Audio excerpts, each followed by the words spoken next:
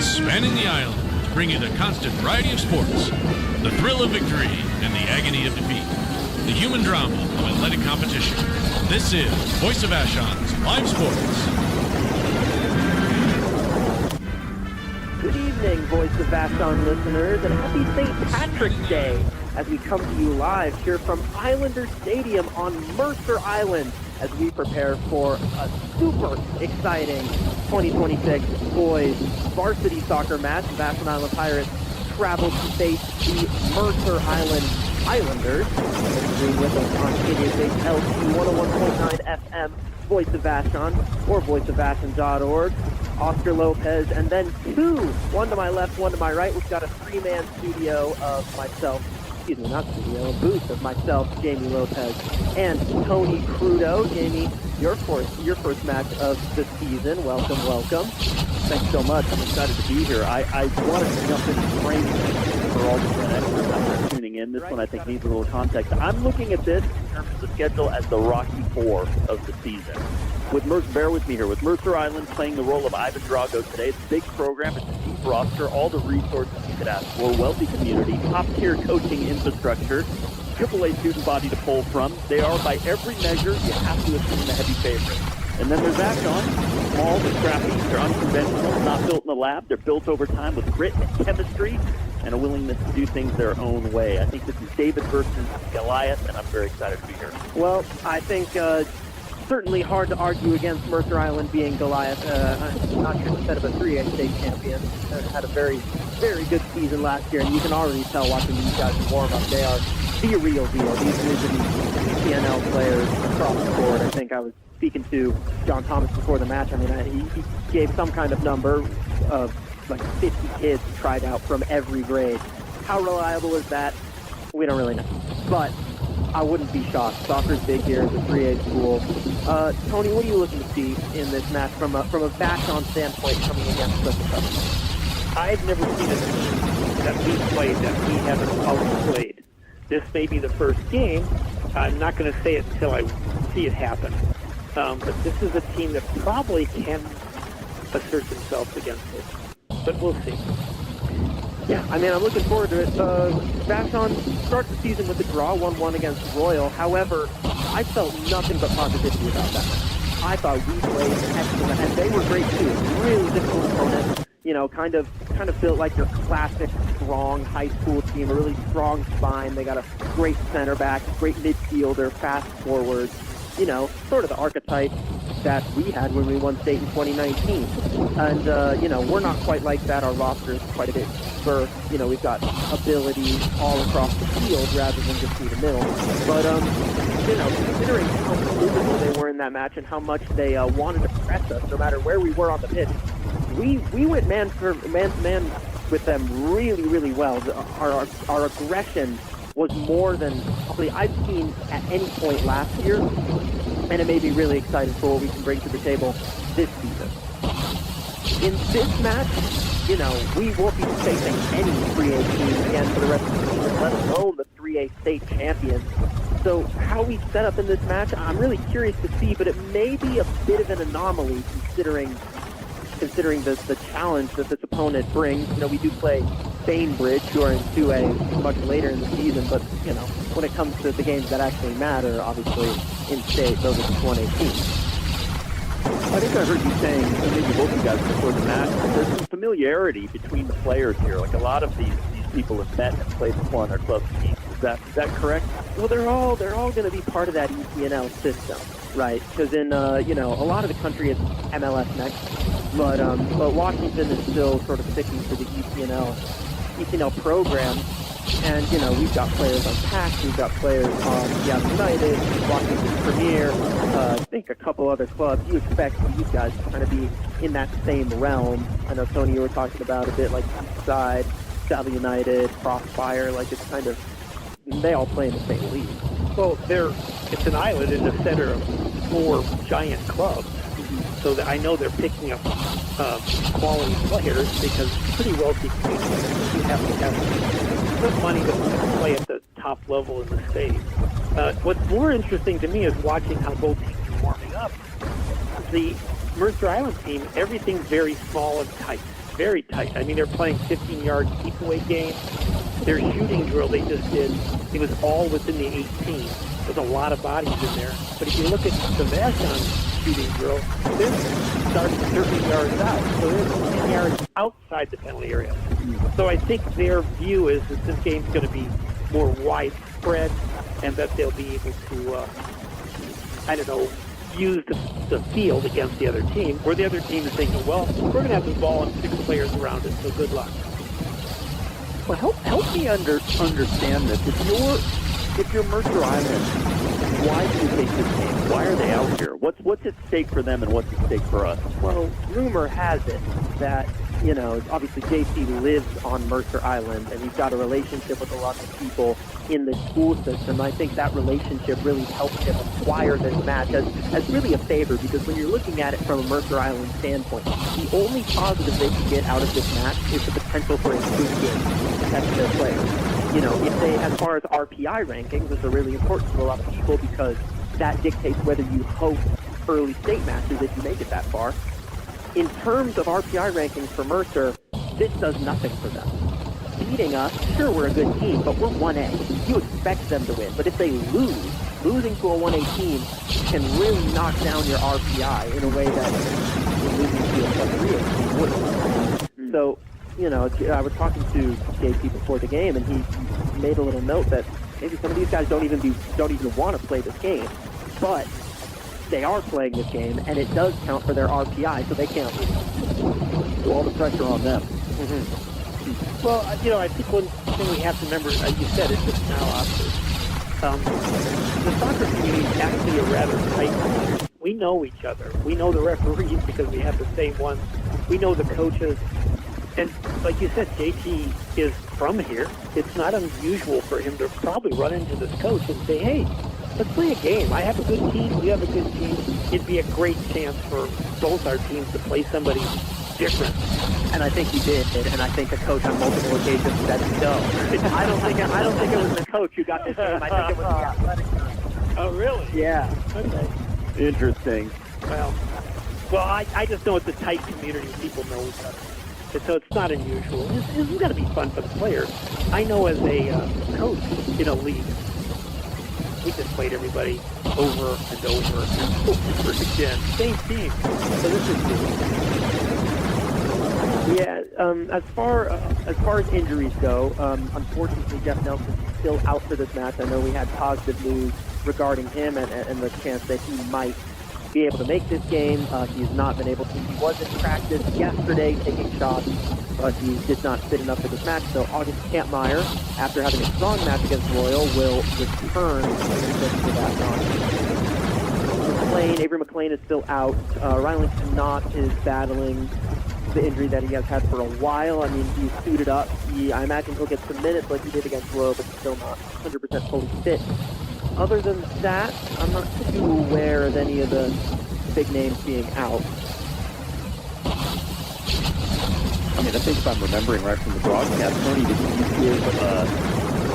didn't you give Kampmeyer man of the match? I say he had a good game might have been an understatement. Well, what he was doing was he was playing like a field player who is stuck in goal. The one place he didn't want to be was between the sticks. He wanted to be out of the field. So every chance he got, he came out to the 18, 20, 25, 30-yard line. Don't look playing 11 players on the field. And he really cut off some things that could have been dangerous if a different goalkeeper had been closer to the line in a more defensive crouch type of thing. It was so. I just gave him credit for that because he was stopping stuff way before it happened. You don't notice it, but when it happens, it makes a big difference. Well, the referees might get yelled at by the crowd, but they won't get hit by the players on the field. We're now in green. Mercer wearing their home maroon or claret, whatever you wish to call it, Vashon in their away white, although at this season they're going to be pretty much exclusively wearing white. We've got, I think, 4 home games compared to 10 away games. This is the second of a very challenging opening week for Vashon. The last match was a draw at Montesano High School. They played Royal, very tough game, very tough opponent. They played really, really well. came with the draw, did their second match against Mercer, and then on Friday they traveled to face University Prep, the 1A state champions. So 2 state champions in a week. That's nothing to scoff at. The week after gets a little bit lighter on the difficulty of the opponents, but not the level of travel. Tuesday is up in Fort Townsend against Jefferson, and Thursday face Clahowya. That East Jefferson trip is always like, it might as well be an overnighter. Yeah. It's Oh, really yeah. something. They're way up You there. leave at 5 a.m., get back at midnight. I don't understand why they're in on, like, there is a Kitsap league, Yeah. and the league, the Kitsap league ain't that good. So they could be in that league, they'd be right at home. But, I mean, actually, I'd say that's just for that. But traditionally, they're not fielded. Well, and they're actually, they're a combination of 2 schools, correct? It's Fort Townsend and I think East Jefferson. Yeah, maybe. Yeah.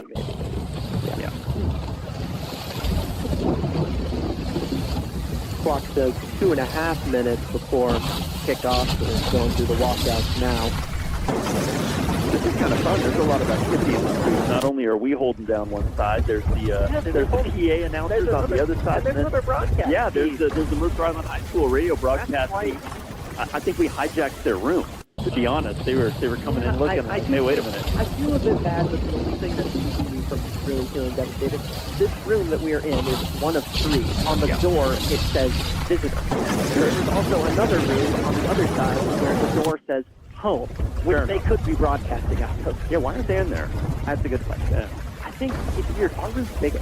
They gave the visitors the better room, and they built this booth, or at least when somebody put the signs on thing. Yeah. National anthem playing. Oh, forgot to mention, big thank you back to Driftway for underwriting that Vashon Sports. And a big to Dan Schuler, who's back in the studio as he was against Royal, second match of the season for him. He's doing great. And thank you for being with us on KVSH LP 101.9 FM, Voice of Vashon, or voiceofvashon.org. One star, go ahead. No, I was just saying, as they play the anthem here, I'm getting amped up. I'm super pumped for this. This is going to be a barn burner. Our boys better come out. You know, we're not going to get the customary 5-minute warm-up that we've grown used to in our league. This is going to start from the whistle. No, it's going to, I mean, in good games, off the first 5 to 10 minutes are relatively chaotic. Neither both teams coming out with adrenaline, not really being able to settle the ball and you know, enter that game flow. Is this Mercer Island's first game? Yes, this is Mercer Island's first game of the season. We haven't seen anything of them yet. Okay. The home of the Braves. We've only got 15 players out there. Yeah, it's a bit of a smaller. Well, that's interesting because That is interesting. you'd think they'd pull up somebody like Wilder Dodson, who just played JV, or Simon Lanfear to come and be, you know, number 16 and number 17. Well, they're ineligible. Yeah, you're if you can only play half. Oh no, I mean, they would have chosen to just not have them in the JV game. Oh, yeah. I mean.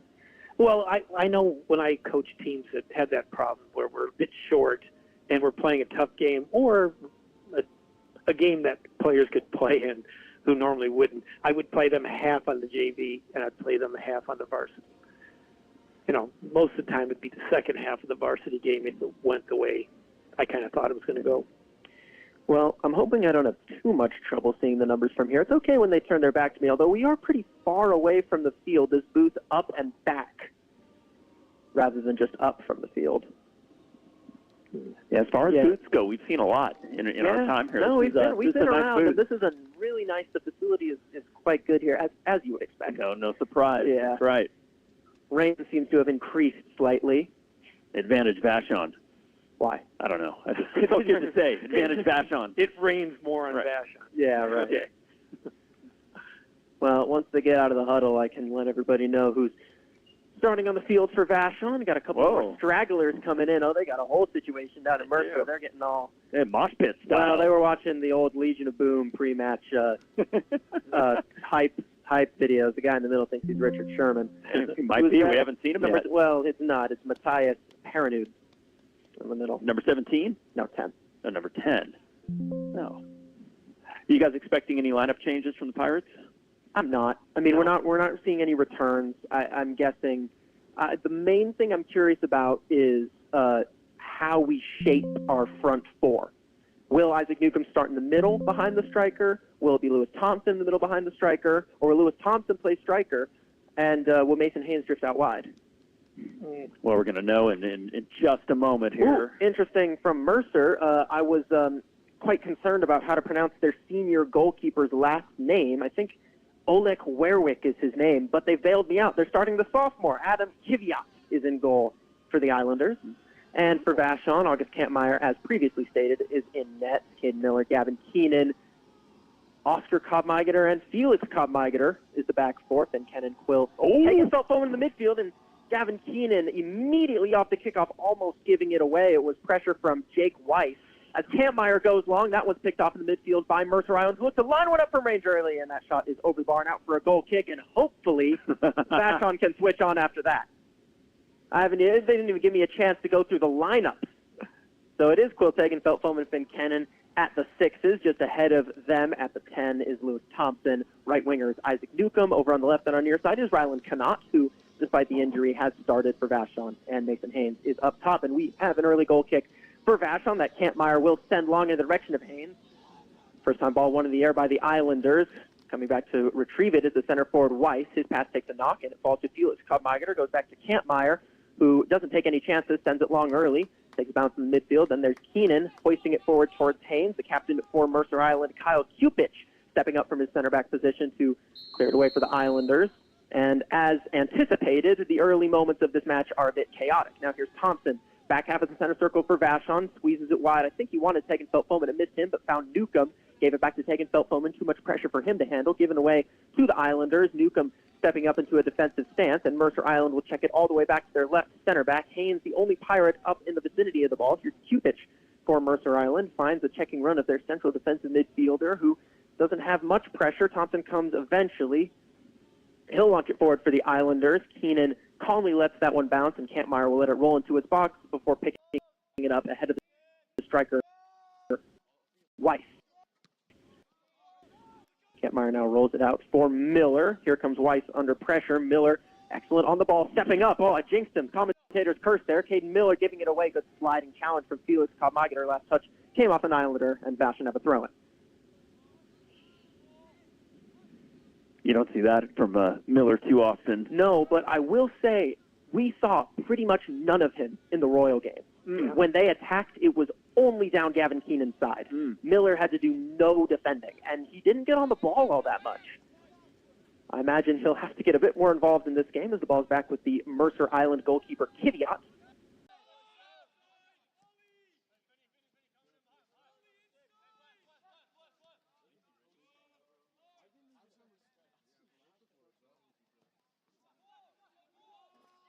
3 minutes in, Vashon lead 1-0. What a mistake by the Islanders, and what a way to capitalize by Mason Haynes. His second goal in the season, 2-2, and Mercer Island looks stunned. Well, Tony, what happened there? Where did that pass come from? The first game of the season, the player didn't even look, just thought, nobody's back there, and he passed it directly, and I mean directly to Haynes, who was just watching the play go past him. Very surprising. What a first! Oh, look at that! It was so bad they've given us 99 goals on the scoreboard. Yeah. No, don't change it. Don't change it. It's good. Well, what a way to concede your first goal of the season if you're the 3A state champs. The good news, it can only go up from here, from Mercer Island.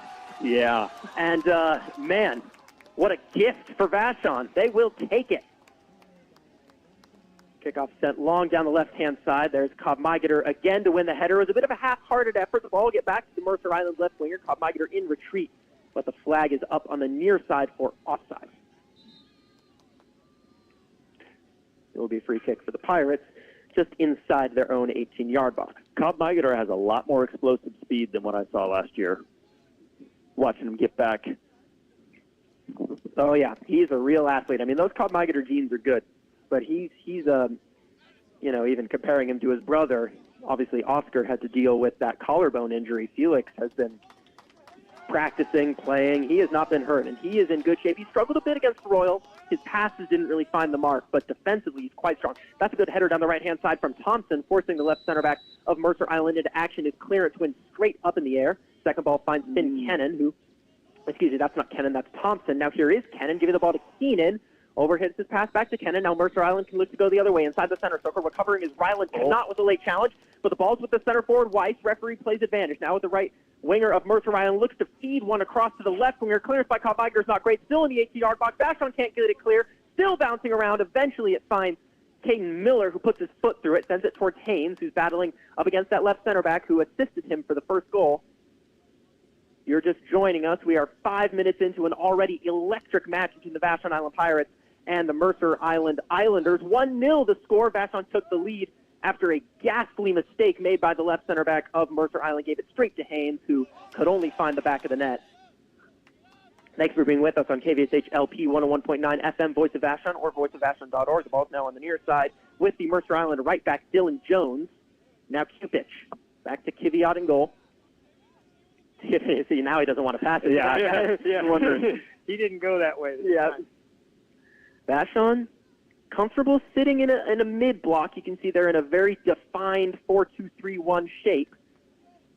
And a very flat back four hanging all of them on the 50-yard line, and for good reason. Mercer Island have pushed their front three forward. As sliding in comes Ryland Knott, and he will win a throw-in for Vashon, or will he? That was what the referee initially indicated.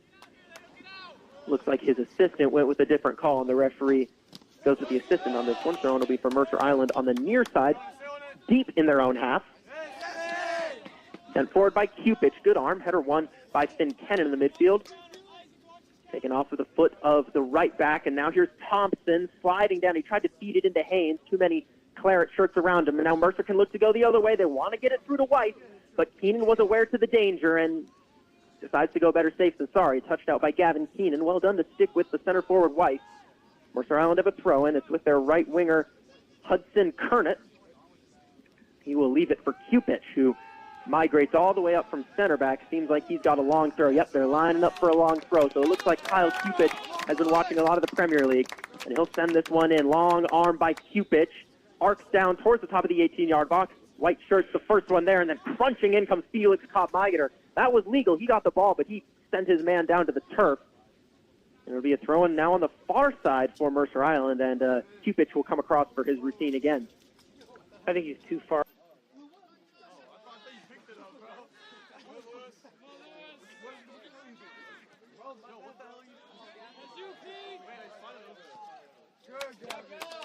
Come on, boys!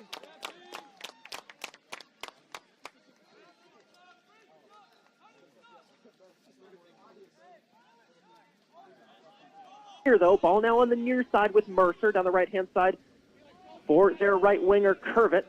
He's up against Oscar Kopp-Meigeter, who with his first move of the match deflects it out for a Mercer Island corner. We'll see how they set up from this set piece. You know, watching this first couple minutes, the Mercer defense looks kind of lost in possession. The structures aren't there. The movement's not there. They're playing keep away without structure. They're going to have to fix that. Corner taken short. Now here's Kernet whipping it in towards the back post. Well done, Kampmeyer, to get a hand to it. Now it's all the way clear. Stepping up for Mercer Island is one of their CDMs who will look to hammer it towards goal. Stuffed it completely. In fact, it took a deflection. That was number 7, Zach Hyman, looking to go for the spectacular. And it'll be another corner. Good composure from Kampmeyer. Yeah. I mean, sure, the ball's to him, but you got to get your hands up. He's moving quick. Look where the goalkeeper is on the other team. Wow. He's at the 50. Yeah, having a conversation with not his center backs, but the two players that hung back for the corners, tasked with guarding Mason Haynes. Ball whipped in from the far side. That's a strong corner towards the back post, and the Mercer player got ahead to it, but could not direct it towards goal. That'll be out for a goal kick, I believe. I thought it said number 25, but that's not on the roster. It might have been Cupich, honestly. Either way, it'll be a goal kick for Vashon.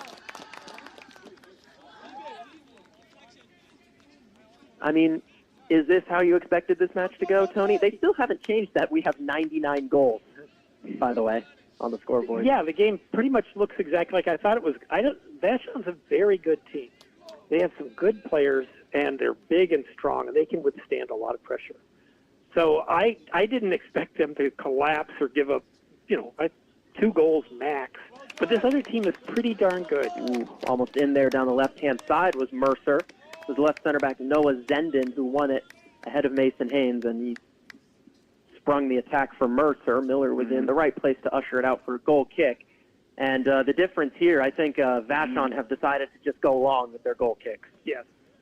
Which is not something you often see from them.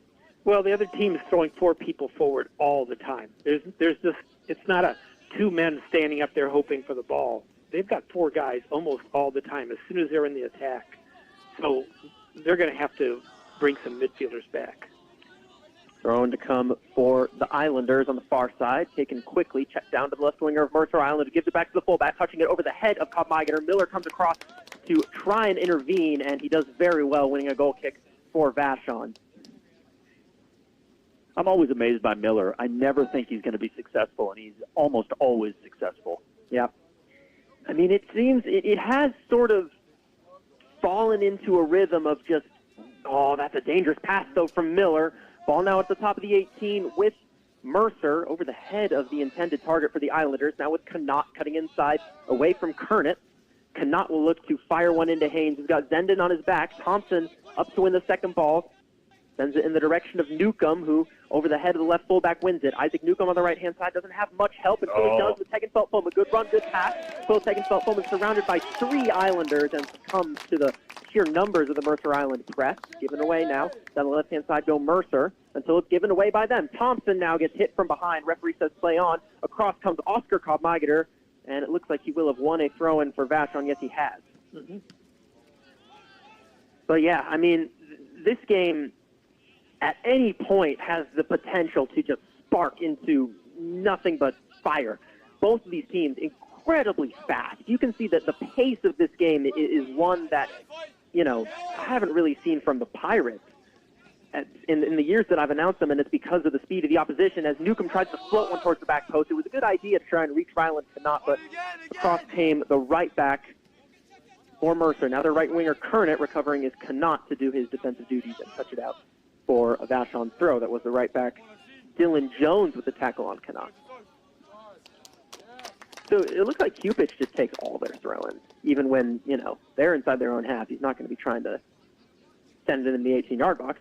Off of Cupich's throw, Cobb Meigeter wins the header. Oscar Cobb Meigeter, that is. Now the ball's with Newcomb. He goes back to Miller. Took a bit of a late hit. Miller under pressure almost gives it away. Kennan was in the right place at the right time to win it back. Now Newcomb wants it down the right-hand side and will get it. Passes a little bit under hit. Allows the left back, Zach Hyman, to recover. And Newcomb is, I think that's a corner. No, it is a corner.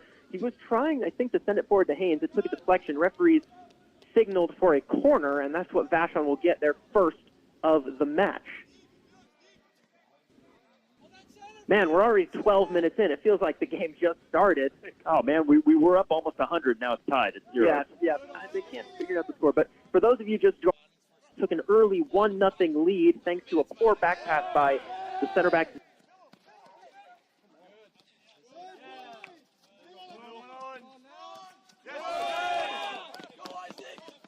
Zenden, capitalized by Mason Haynes. We're 12 minutes in to a very exciting match. Vashon traveling to face the 3A state champions, and they now have a corner. Taken on the far side by Vashon, whipped in towards the back. Not a bad ball. Still bouncing around in the box, not cleared by the Islanders. Touched up in the air by Felix Cobb Meigeter. Now brought down on the near side by Tegenfeldt-Foam. Goes down in the box. Referee has nothing, says nothing doing, and will give a goal kick. Frustrated parents with JT's words ringing in their ears, though. Let the refs do their job. Yep. I mean, look, I think when you're the referee in that angle, you can't really see what's happening. It's a tough one to call. And now here's Jones, the right back. Sliding in is Kennan. A bit of a preemptive slide tackle, but it did enough to touch it out for a throw-in. Vashon are clearly up for it, as you would expect. Being the underdogs, it often gives you some fire. Not that this team lacks fire as it is. Ball with the Mercer Island backline. Here's their captain, Kyle Cupich. Forward into midfield. Almost given away by the Islanders. It will be a throw-in for Vashon. Thompson, good pressure on their midfielder. Throw-in on the near side at the halfway line for Cobb Meigeter, who checks it down into Connaught. Tries to zip one into Thompson, who got a bit lucky. Can he feed in Tegenfeld? No, he can't. Coming in to hammer it was Oliver Pong, and that one will go all the way into Kampmeyer's box, where he claims without much trouble. Kampmeyer now sliding in were two Islanders, and it's fallen to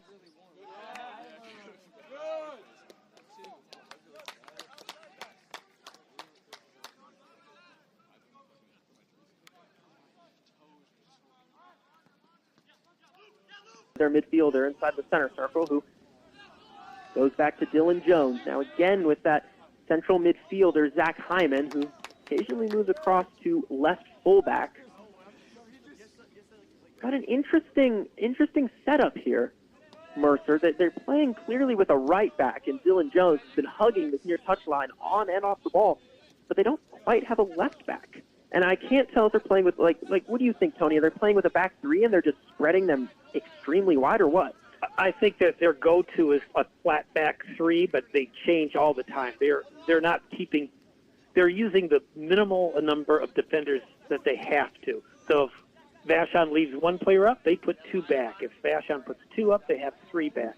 But they will go back into a three if they feel like. Oh gosh! Zenden almost gave it away to him again, and the keeper, Kiviat, almost did.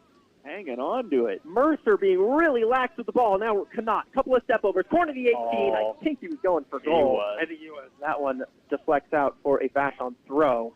But again, Mercer Island way too loose in possession with their back line, and it almost cost them again. Throw taken by Oscar Kampmeier. Checking in to receive is twisting and turning and going down was Mason Haynes outside of the 18-yard box. Referee says get up to Haynes, and the ball's now with the center forward, Weiss. Now Jones for Mercer Island. Back in towards Weiss. That one is too close to Oscar Kampmeier, but his tackle was a bit too weak. Now Kernet down the right-hand side looking for Weiss. Kampmeier keeping pace with him and beating him to the ball, touching it out for. He did.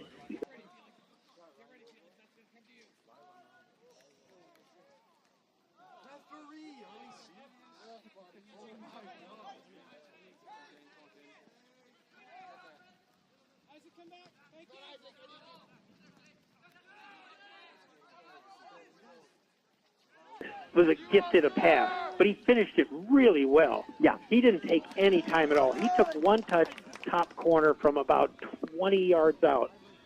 He didn't give the goalkeeper a chance to even set up. That was very well taken. Throw and taken long by Cupich. Bit of confusion in the 18-yard box for Vashon. Couldn't quite clear it until Kennan came across and smashed that one airborne. Mercer Island will have another throw from the same spot. See, it feels to me like their forwards and midfielders know what they're doing, but their defenders haven't created their routines yet. They look lost every time they get the ball in possession. Well, I imagine, say after this long throw taken by Cupich, touchdown to the ground, still not cleared by Vashon. That's something that they have to really work on. They've struggled with it last year and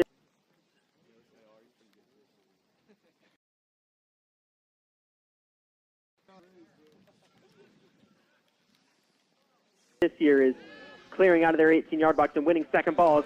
But well done by Ryland Connaught to nick it back from the Islanders. He gives it right back to Mercer Island, though, who has possession with Hyman in midfield. He checks it back to Cupich.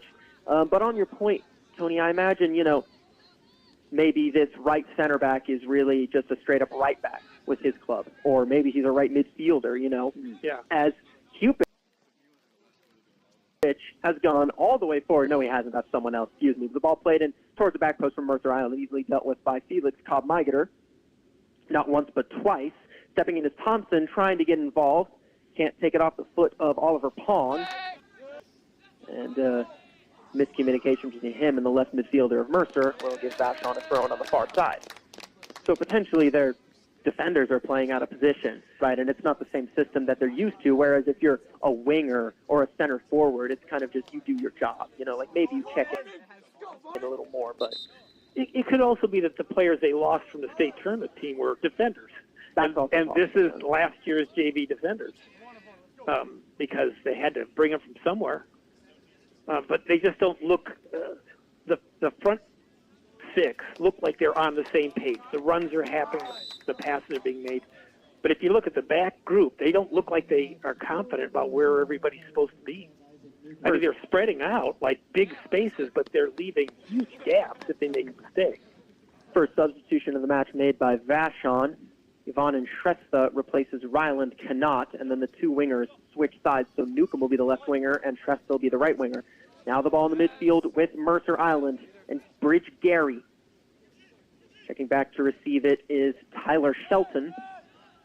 There comes the left midfielder for Mercer Island. Tries to flick it back into Shelton. That one's blocked on the way in by Kennan. Cleared in the direction of Haynes in a battle with Cupich, who seems to have switched to try and get a little closer towards Mason Haynes, who now has the ball at the back of the center circle. Tegenfeld-Foman down the right-hand side got that pass completely wrong. He was looking for Newcomb, but it only goes all the way through to Kiviat. Now Zenden, Cupich and Zenden have switched sides, so Zenden will be in the midfield and Cupich out on the left. Here's the right back, right center back, whatever you call it, Dylan Jones. Gets it to Hyman. Jones down the right-hand side for Kernet. And off of Isaac Newcomb, Mercer Island have a throw. I think we can safely assume at this point that Mercer Island is making Vashon play the game that they're able to play. Do you know what I mean? Vashon's not playing the game they normally play. They're playing the game they're being allowed to play. And they're doing a good job of it. But, I don't think Vashon has the ball for very long when they get it. No, but the positive to take out of that is our ability to be versatile and to make changes on the fly when we need to, which is something that we didn't totally see as Haynes in a really physical scrap with Zenden, and the referee this time goes the way of Haynes. Seems he was gesticulating that Zenden had both arms around Haynes' waist. So Vashon will have a free kick as a little bit of gamesmanship from Bridge Gary, just touching it away from Shrestha a little bit. This free kick, and that's a yellow. That's a yellow for Gary. Referee's having none of it. Good call. So Gary will have to take a timeout in the cooler. Free kick for Vashon will be 15 yards inside the Mercer Island half end to the left. So I imagine Shrestha with his left foot will try to curl this towards the back post. That yellow card was pure frustration. Mm-hmm. Yeah. 20 minutes into the first half of this enthralling match between Vashon and the 3A state champs as Shrestha takes a free kick towards the back post, not cleared by either side. I think the last touch came off of Newcomb. Referee concurs. It will be a goal kick for Mercer. Not a bad delivery by Shrestha.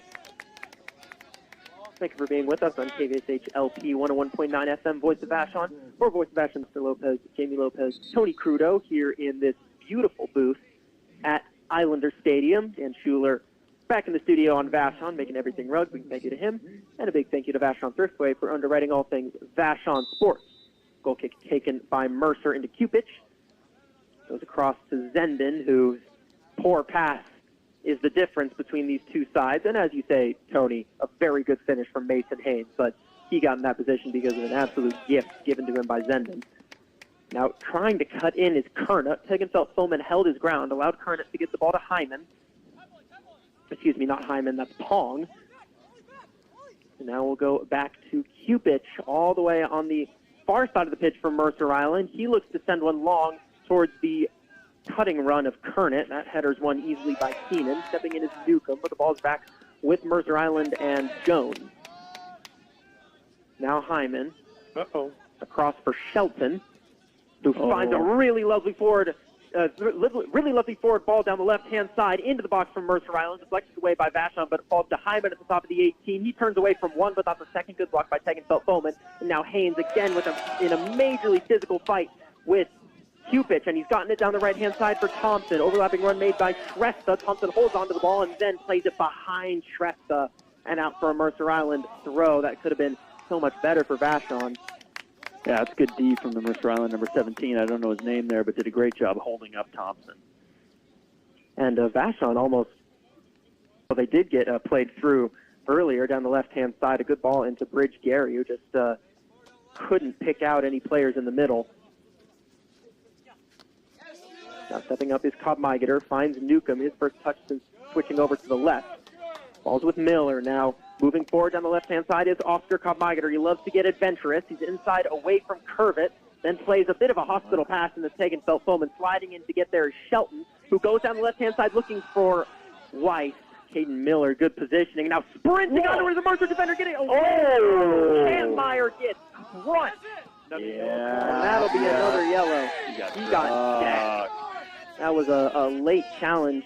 Kampmeyer's down. Kampmeyer is down on his back. I mean, the pass was a bit underhit by Miller, but Kampmeyer didn't step up until the very last minute to clear it, and it was too late for the Mercer Island player to pull out. I think that was Eli Bell.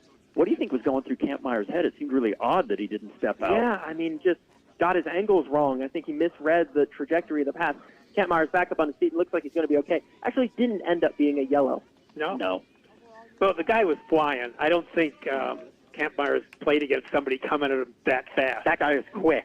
That guy was moving. We can see more of that later on in this game. Sent forward to Haynes again, who's just constantly in a wrestling match with these center backs. Won by the Islanders. Kiviat in goal. Now Cupich. Light pressure from Vashon, just holding their shape. Crossed with their left midfielder, who launches it long, looking for Weiss, testing Caden Miller with Weiss on his back, and Caden Miller passes with flying colors. Taking the ball away from Weiss and then passing up the field is Kopmeiger. Back with Miller, who this time has to go long. It takes a bounce before reaching Lewis Thompson in the center of the park. He's forced wide by 3 Islanders, and after a bit of a scrap, wins Vashon a throw-in. Looks like Holloway's setting up to enter the game here. Yeah, he will. And Giller. Yeah, Finn Holloway and Stevie Giller will replace Quill Tegenfeld-Foman and someone, Mason Haynes. So Lewis Thompson will move to center forward. Isaac Newcomb checks into the middle of the pitch, and Finn Holloway will be the left winger for Vashon. Giller just a like-for-like swap with Tegenfeld-Foman as the 2 midfielders sitting ahead of the back 4. Well, two players that, sorry to interrupt you, Tony, 2 players that didn't really get it going against Royal, Giller and Holloway. I think they both found the pace of the game a little bit too much for them to handle, but hopefully that'll get them ready for this one. Maybe not, as Giller is muscled off the ball by Bridge Gary, who tries to find the left midfielder of Mercer. Again, a spectacular sliding challenge by Felix Kopmeiger. Take it off to him. Take it off the left winger of Mercer. And your point, Tony?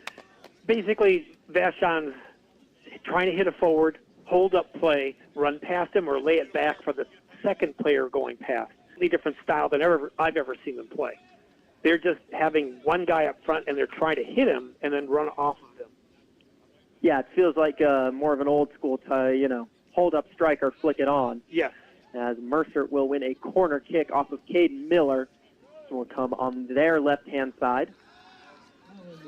Gavin Keenan in the 18-yard box directing traffic. This is excellent practice for them on their corner kick. Yeah, I'll say. They're going to learn how to cover some people here. It'll be a right-footed in-swinger from the far side. Whipped in by the Islanders. Not a bad ball towards the near post, but well dealt with by Caden Miller, who's had a very strong match. Yvonne and Tressa trying to come away with it, but can't. Back with the corner taker, who this one lofts one towards the back post. White almost got his head to it.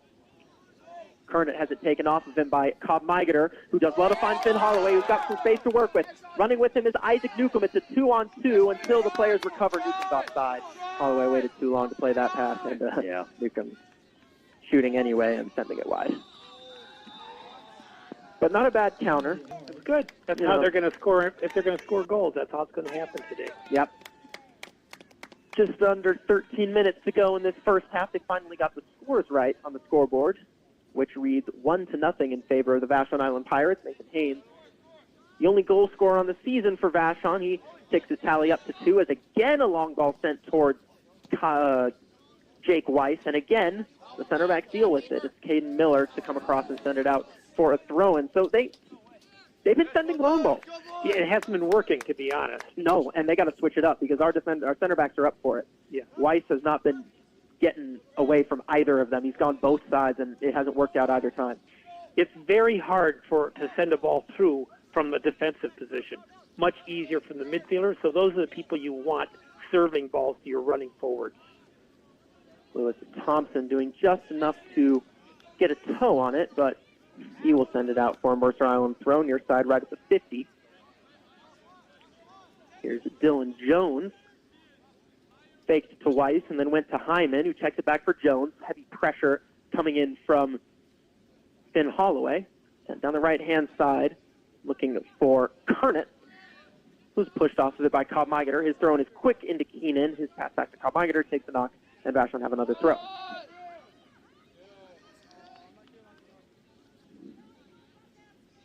Keenan again. This time he'll send it long. Good arm by Keenan. Bit of a miscontrol from Mercer, but the ball's kept in.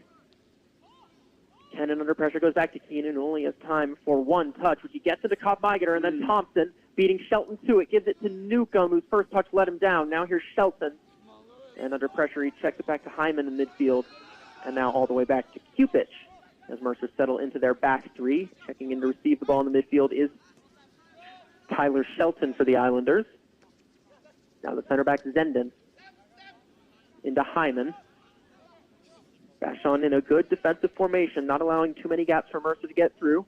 Again, the ball's back with Zenden. Now again, here's Tyler Shelton, who this time has the space to switch it to an offside left midfielder. And Vashon have a free kick on the far side. He was off. Yeah. But it was a good idea. They drew everybody over. Guy was wide open. He just didn't read the line. Free kick, 25 yards inside the Pirate half of the pitch, all the way on the far side. Felix Cobb Migater will take it short into Caden Miller. Undersold him a bit, but Miller, good drop of the shoulder to escape the pressure and find Kennan. Oh, what a ball. Lovely ball down the left-hand side for Holloway, and off his line smartly was the goalkeeper Kiviat to put his foot through it and send it out for a Vashon throw on the near side. Wow, that would have been a Manute Bowl, Muggsy Bogues situation on that 50-50 ball. I think Holloway giving up a good foot and a half to that keeper.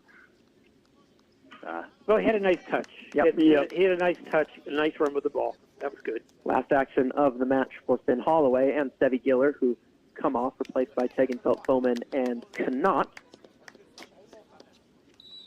Thrown on the near side, taken by Keenan into Tegenfeld, Foman, immediately under heavy pressure from Jake Weiss. Wants a free kick, won't get it. Weiss can now go the other way, tries to feed it through the middle. Lovely ball. Here's Bridge Gary for Mercer to make it 1-1. Keenan comes across and does enough to put Gary off as he fires it into the side netting for a goal kick. Really well defended by Gavin Keenan. Yeah, Quill, Tegenfeld Foman still having words with the referee. Felt like he was grabbed, and I think he's got a case to make there. It's pretty scrappy out there. Yeah, the referee did call one foul that Mason Haynes won with Zenden pretty much gripping his entire waist. I wouldn't say that was quite on the same level, but it very well could have been a foul. Goal kick taken by Kampmeyer, header won by Thompson, who's hit the ground. Him and Oliver Pong both hitting the ground hard, and they're both still down. Thompson seems to be in some pain, sort of rolling around, clutching his head. Never what you want to see. No. Yeah. I think Thompson had come in from the back a little bit and may have gotten the worst, or is trying to say, hey, I was just going for the ball. Yeah, well, we'll see if this is pantomime or for real.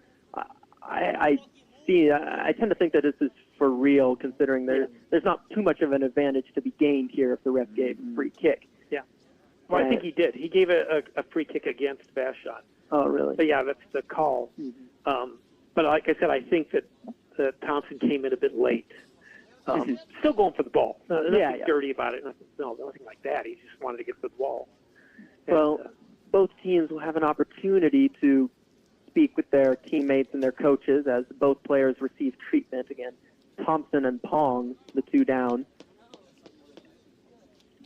With, what do we got? If I can crane my neck. 7.5 minutes to go. Obviously, with injuries, we'll see a bit of stoppage time before halftime, but a very good first half by Vashon. Again, an intense performance against a really tough team, and Vashon have the lead.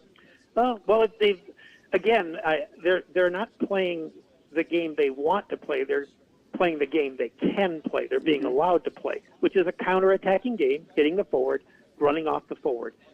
And you don't see Vashon with the ball over the 50 very long. No. It's very short time. But that's the game you play when somebody's very good in possession, you know, you don't just stop playing soccer. You just play a different type of soccer.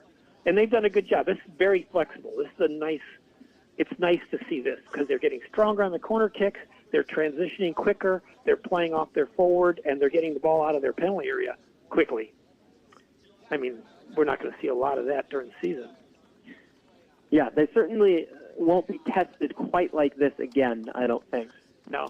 But it's nice that they can do it because they can transition if they want to this kind of – because it's a different style. I mean, they look like a different team from last year. Both players up. I think Thompson maybe finished. Is that what it looks like? I should have been paying close attention. Pong got up before Thompson. Thompson was down a bit longer. Thompson finally got up and has left the field. Can you see him on the sideline? I saw him a minute ago. Well, I imagine it will be Haynes coming in for him. No, it's not. It's Colt Holloway. So you wonder why Mason Haynes has been out for so long. Hopefully that's not an issue. And we'll see where the referee restarts things. It will be with a free kick, as you say, Tony, for Mercer Island. It's under 10 yards inside their own half, over on the far side, left-hand side. They should just play this short and start off again. I hope they don't send it. Good. Yep. Cupich with an AirPod in, listening to the broadcast, gives it short to Hyman. Well, I don't think anybody's going to kick it into that mess back there. You haven't gone to many Cascade Christian matches.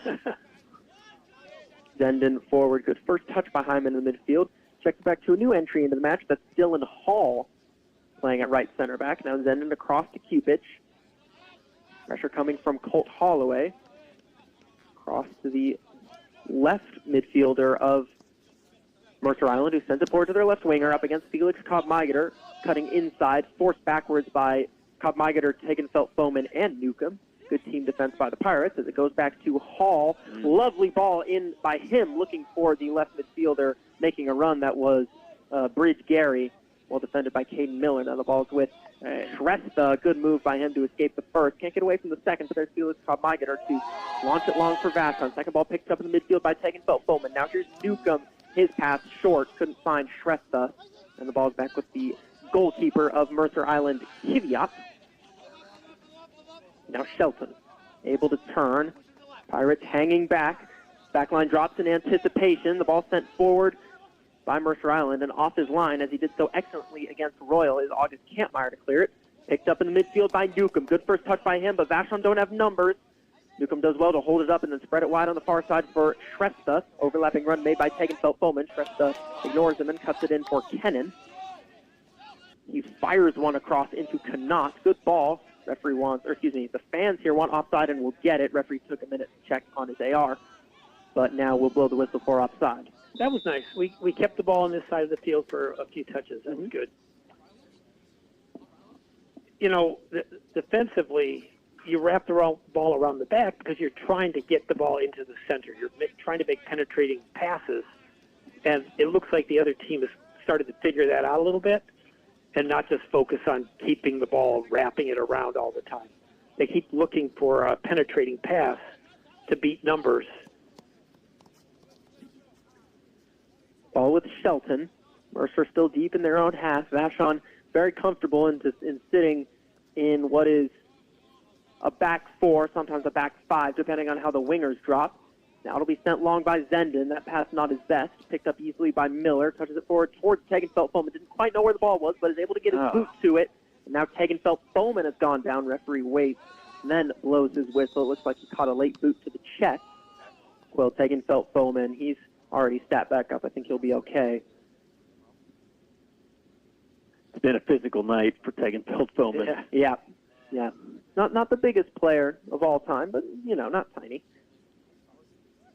Well, you've got to fight for space in the midfield. This is a good midfield team. He's going to have to get in there and win the ball first and then do something with it. I think we're seeing him trying to win that ball so that they can do something. Got to win it first, though. Free kick for Vashon, center of the pitch, 5 yards in their own half. Keenan stands over it. Plenty of bodies forward for the Pirates. Keenan goes long. Bodies. Ball with Cupich, who sends it.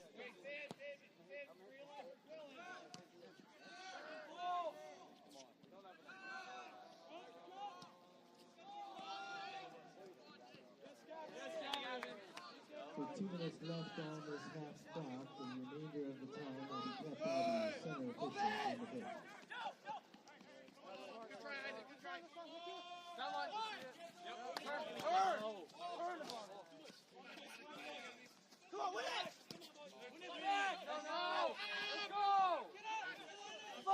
Cross for Zenden. We are now time on the referee's watch, meaning the clock on the scoreboard has stopped at 2 minutes.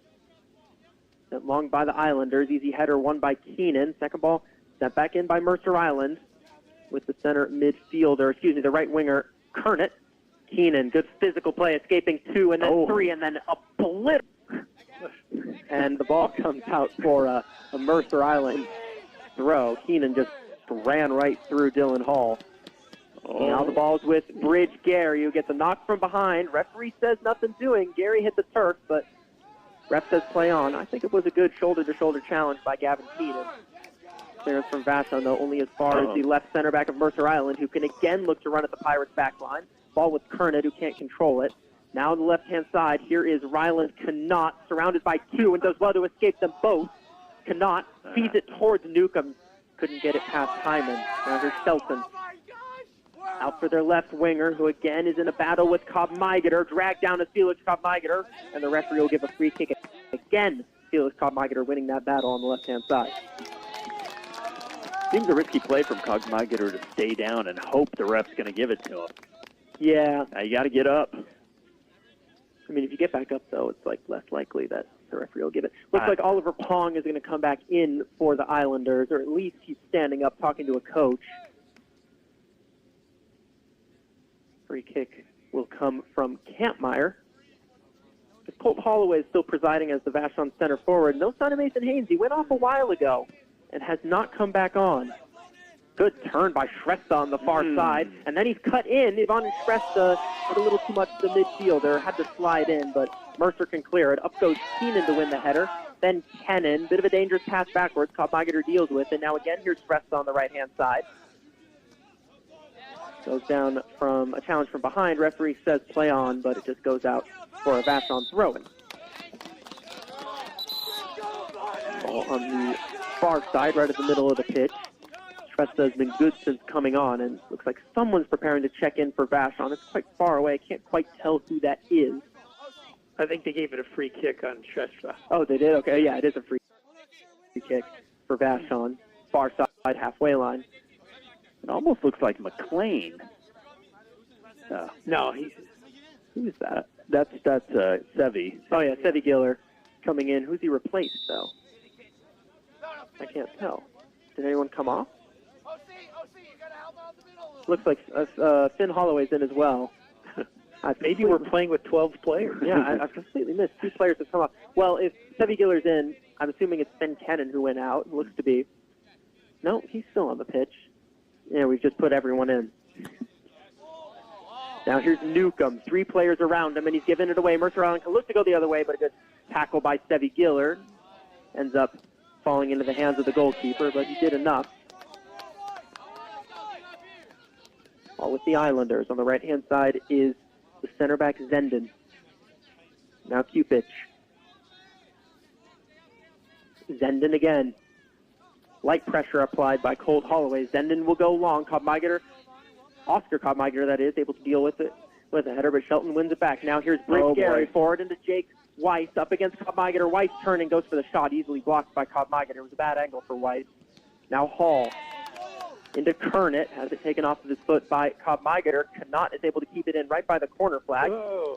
Really well done by Ryland Knott to again find Oscar Cobb-Migeter, who's trying to muscle his way down the left-hand side and does so. The pass back from Colt Holloway under hit, and Mercer will have a throw-in. Cupich looks like he's going to take it and launch it long. That's a good throw by Cupich into Bridge Gary, who gets a shove from Miller, but he's able to get the cross off over hit. I think even if someone was running on the back post, it would have been over their head, and Shrestha comfortable to let that one roll out on the far side for a Vashon throw. There is some movement on the Pirate bench. It's got to be nearly time, no? Mm-hmm. But we had that long stoppage Yeah. for the head injury. Yeah, we had 3 or 4 minutes when players were down. Throw and taken down the right-hand side by Felix Cobb-Migater. Vashon win another throw-in. So I think, Gavin Keenan's come off. Interesting. So Finn Kennan is in at center back with Caden Miller. So Sevi Giller came in to replace Kennan in the midfield. Now Mercer can attack down the left-hand side. Again, there's Cobb-Migater completely shutting down the left winger of Mercer. And the referee blows for halftime. Vashon with a 1-0 lead away to the 3A state champions, Mercer Island. Strong performances, but as we expected, Vashon not allowed to play anywhere near the way they want to. They're pretty much set up to play counterattack. They have to sit deep, but Mercer Island not making it as difficult for Vashon defensively as they would want to. It's a function of how Vashon is setting up. They're having one player up front, putting pressure on the ball, chasing people around, and they're crowding the midfield, and they're running a flat back four right now, which means that the four players are in a perfect line. They're trying to get the other team to serve the ball from the defenders all the way over the top. So they're leaving a big space behind them, but the ball's got to travel 50 yards. And as soon as that player brings his leg back to hit it, Vashon's dropping back, condensing that space, not allowing their speed to get in there. The other team, if I was their coach, I'd be saying, okay, defenders, stop with the long balls. They're playing a flat back four.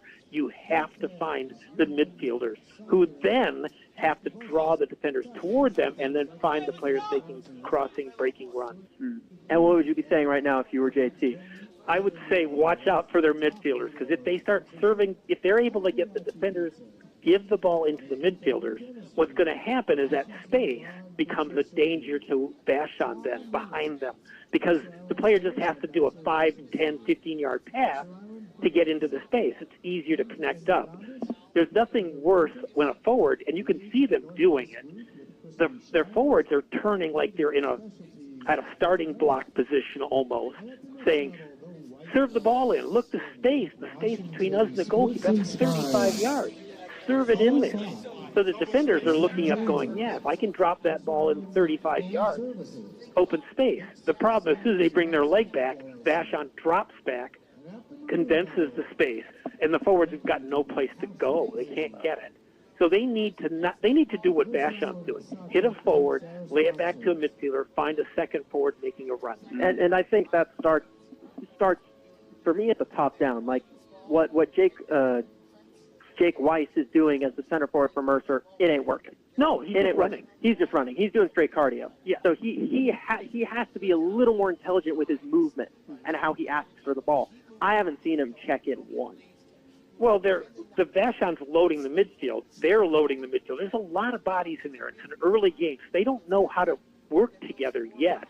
They're trying. You can see it, but they just haven't got that connective tissue going. I mean, to me, it looks pretty darn obvious what's going on. Vashon's letting those four players wrap the ball around the back, and then they're exposing that back area and say, go ahead, punt it in there, see if it works.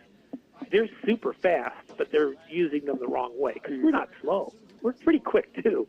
So I wouldn't want to do a foot race. I'd rather have a bit of a head start if I was them. So move the ball closer, play more possession, get it about 35, between the 40-yard line and our 30, and then start knocking balls through. That's how because they're not going to beat Vashon in a foot race. It's just not happening. Well, to your point earlier, Oscar, I mean, it's been fun to see a team, see a Vashon team this malleable and this able to sort of adjust their styles to play. I think you can count on Mercer Island making some adjustments here. Probably what you're talking about, Tony. They're too good a team to not make those kind of adjustments, and it'll be nice to see if Vashon can make counter adjustments and hang on to this win. This would be a sweet one. Well, I'm looking at Gavin Keenan walking on the pitch now. Oh. He ain't moving great.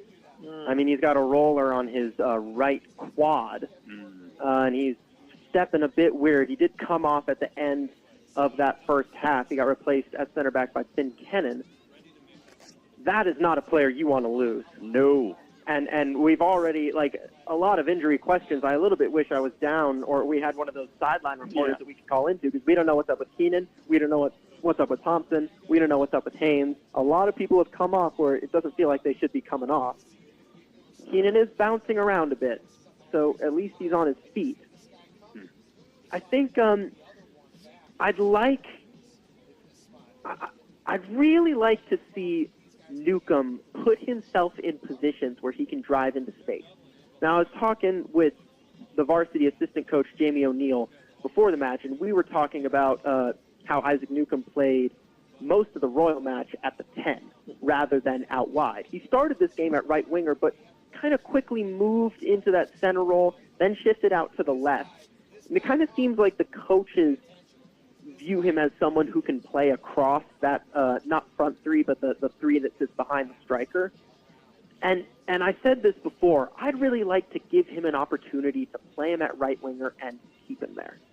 Because what we're seeing with him moving across that formation is he's not able to settle in to any of those roles and really get to know the defenders he's around, to where in a situation like in this game where chances are relatively few and far between, where we get forward and have the ball in their half of the field, like you would want one winger in their position, so when those very few chances come, they can sort of build up an understanding to how this team defends.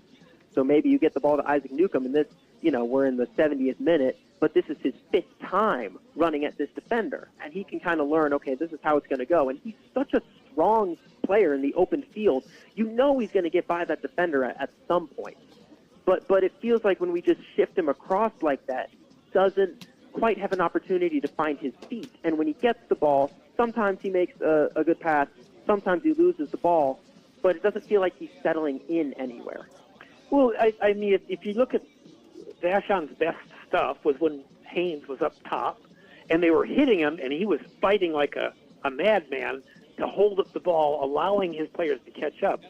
Somebody like Newcomb, what he could do instead of going, if they're allowing him to come across, they're not really doing any crossing runs in front of Haynes, if you know what I mean. So if you hit your center forward, Haynes, and he's got one player on his back and another player about 5 to 6 yards behind him, if you have midfielders running diagonally across his face, it's very hard to track them as a defender. So what they've got now is they're hitting Haynes and they're running along straight, like straight players, and they're hoping to either flick it on to them or lay it back and then hit him again. A guy like Newcomb could come from the outside and run across. They could try that. That's something, if I was the coach, that's probably the only change I'd make. Just say, hey, we need to support that forward a bit. Instead of running past him, how about running across him? And then that second player could hit a third, or like Newcomb go at people. Well, I was watching practice yesterday, and without revealing too many secrets about how they train, because Cascade Chris, they're scouting. Yeah, they love to.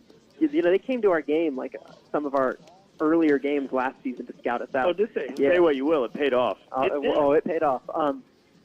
But they were kind of training something like that. It was a lot of ball into a winger who would cut inside and then flick it behind them for another winger running behind them, and then they'd shoot. Yes, those are. We've got defensive routes, and then you've got forward routes, and you practice those things. So if I was our coach, I'd probably say we've got to give that forward more support, because we just can't run past them and hope that it goes through, especially if Haynes is up top. But defensively, I think they're doing they're just fighting in the midfield. So defensively, the game is really sharp for us. We look really good. Very organized. You know what I mean? They're working as a group. Kampmeyer is doing a great job in goal. Yeah. I mean, he's punched it out a couple times. Yeah. I mean, they maybe have one shot on target at best. Yeah, there's a lot of people in the middle of the field. Mm-hmm. I mean, there's just no... And Vashon has really made it a point this year to put pressure on that second ball that you were talking about. They still struggle with clearing it. It has bobbled around in the 18-yard box a lot more than I think the coaches will be comfortable with. They just have to be a half-second sharper to that. Because what's happening is they aren't quite ready to move their body in a position to clear it.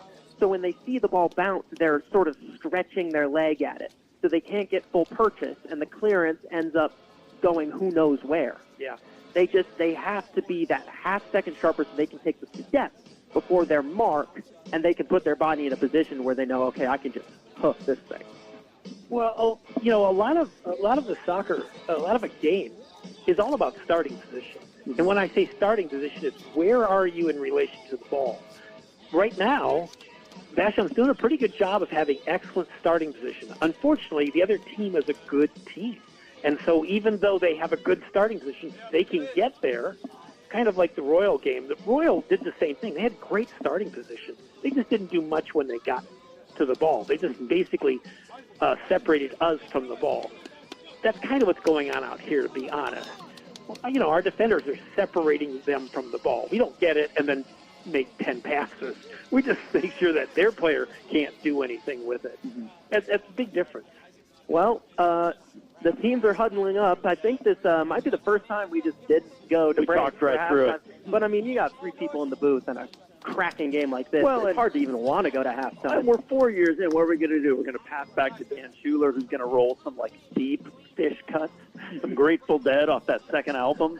No, we're giving the fans what they want. We're giving them this, insightful analysis. I'm really curious to see who comes out for the second half for Vashon. I saw Keenan sort of sprinting back and forth. Looks like he'll come in. Good sign. I'm curious about Haynes, and I'm curious about Thompson. Those are very important things to be curious about. Yeah, I think we're maybe more likely to see Haynes than Thompson. It looks like Thompson took a heavy knock to the head. Yeah. But we'll see. John Thomas or the captain, somebody giving last words of encouragement to the team. Mercer are back on. I mean, they've got to make some changes. They have to do that. They have. I mean, what I told you that they got to do, they got to do it. If they don't do it, it's not going to get any better. They may get luckier because they're trying to put a ball in his face, and one of our players could make a mistake, or Kampmeyer could come out and miss the ball or something. But they've got to change their build-up. They got to build up closer to our goal. Look for the quicker split between the defenders. Because we are playing flat. We're doing a flat 4. So Keenan's out, but Haynes and Thompson are not. It looks like Colt Holloway is the one in that front 4 with Newcomb, Shrestha, and Connaught. But Connaught will be sitting at center forward with Colt Holloway on the left, Yvonne Shrestha off the right, and Isaac Newcomb at the 10. So we're going to have to check in after the game to see about those injuries, but those are some pretty big losses. I see, it looks like Mason Haynes has got his jacket on. At least he's walking around.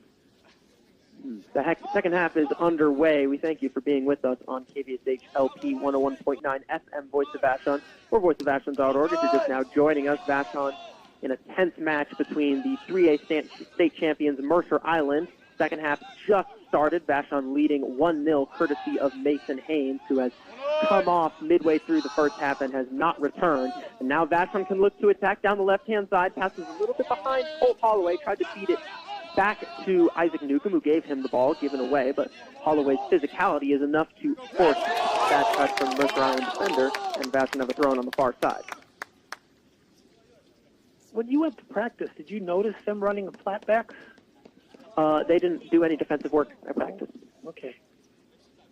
Throw in sent forward by Vashon. Header 1 in the midfield by Mercer, but Kopmageter picked it back up for the Pirates.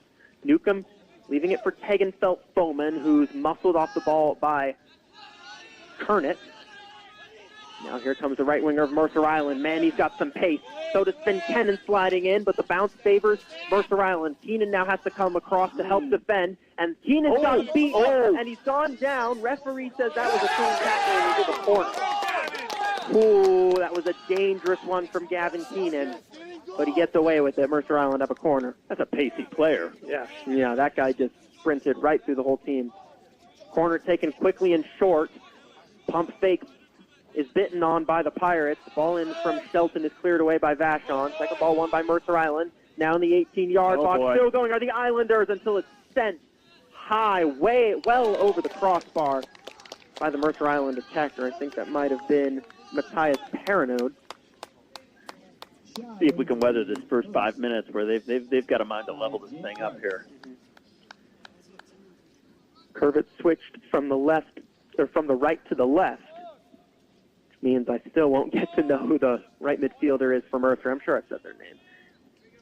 Ball sent long by Kampmeyer in goal off the goal kick. Header won by Dylan Hall, the right back, and then by Tegenfeld Bowman. Now Newcomb. Wide for Holloway. Back to Finn Kennan. He passed it back to Kampmeyer. Pressure coming from Jake Weiss. Kampmeyer heaves it forward. Good first touch by Dylan Hall, but across came Tegenfeld Bowman. Wants to throw and won't get it. Mercer will get the throw it in on the far side. But it looks to me like the other team's trying to get closer to the goal with possession as opposed to the long service. Mm-hmm. Yeah, they can't pass it in. They're running it into that space, drawing out defenders, hoping to break up the flat four. This will be a long throw, and this is the zone where the long throw becomes effective. Yeah, this could work. Sent long by Cupich. Flick on header missed, but not cleared by the Pirates.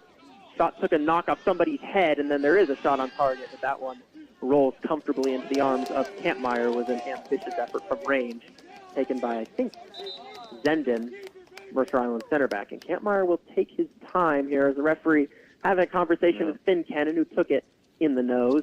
Thinks Kennan will be okay. Referee will do a quick drop ball for Kampmeyer to get things restarted. Kampmeyer almost lost out there. That's funny. And he'll go long, August Kampmeyer. Strong drop kick from him. First bounce missed by the Islanders. Cannot trying to impose his will on the Mercer Island back line. Surely the flag will go up for offside, and it does on Mercer Island attacker. That was Jake Weiss. That midfielder would have been better off carrying it a little bit longer, because as soon as he brought his leg back, boom, they stepped forward and brought him off. Keenan will send the free kick long, looking towards Shrestha, who didn't quite read the trajectory of the ball. Missed control by Caden Miller, and now Mercer can look to counter. Good ball on the left-hand side. Kernitz in here, away from Kampmeyer, plays a lovely ball across. Can he get there? No, he can't. But he did enough to put off the attacker who couldn't keep it in, and this one will go out for a goal kick.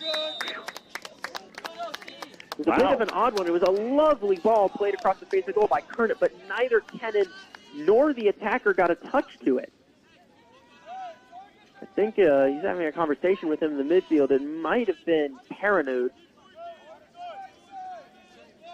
I think it was our right back got a touch to it, and then bounced it off of the player as he was coming through. Ooh, Shelton under pressure, and he's nearly given it away. Oh. That's another bad pass by Zenden this time. Cupich is there to get it clear. Header won by Kennan. Just ahead of Paranoid, and now Oscar Kampmeyer can look to force his way down the left-hand side. He's in here, Kampmeyer. Clearance is not the best. Kiviat fills it, but he's fallen on the second ball. Goalkeeper Adam Kiviat, and he'll go long. Really is a basketball game here, just constantly back and forth. Vashon have a throw-in on the far side. It feels like the Mercer Island team's getting a bit panicky right now. They see that clock clicking down pretty quick, and they really want to get a goal back. Yeah, but, I mean, that's not... It's not the way to go. Yeah, it's not going to help them. They've still got plenty of time. Vashon only 1-0 up, and just under 34 minutes to go in this match. Throw-in sent long by Keenan down the left-hand side. He wants Newcomb. Up to reach it is Zenden. The ball's fallen to the Mercer Island left midfielder, Oliver Pong, who was the one who got in the altercation with Thompson that led to Thompson being taken out of the match. Ball now with the Mercer Island goalkeeper, Adam Kiviat. He goes long. Headed down into Kennan by Kampmeyer. Tegenfeld Bowman touching it in the direction of Newcomb. Brought back under the control of Mercer Island. Doing too much in the midfield is Shelton. Newcomb made the tackle, but it only falls to the right center back for the Islanders, who plays it forward into that right winger. Tried a little back heel. Bit too cute. And Vashon have a throw. We're still trying to run into that space. Yeah. It doesn't feel like they have changed. I don't think they changed anything. Well, that first run by the outside midfielder that took a couple players on, I thought, well, they figured that out. But they're doing the same thing. They're just trying to get that ball through. I think they think they'll outrun us, and they haven't done it. They haven't yet. Nope. Thrown sent long by Keenan. Again, cannot try to play that hold-up center forward role. puts in a sliding challenge and wins the ball for Vashon momentarily. Okay, right here. Good tackle by Hagenfeld-Foman to sit down the midfielder for Mercer. Now the referee's blown for a free kick. Plenty of players in white protesting. Mercer takes the free kick quickly. Maybe not the right decision, and the referee saying, "Now hold up, I was still talking." So Mercer will have to take it again, pretty much at the halfway line. Cupich will take it for the Islanders. Hang it up high.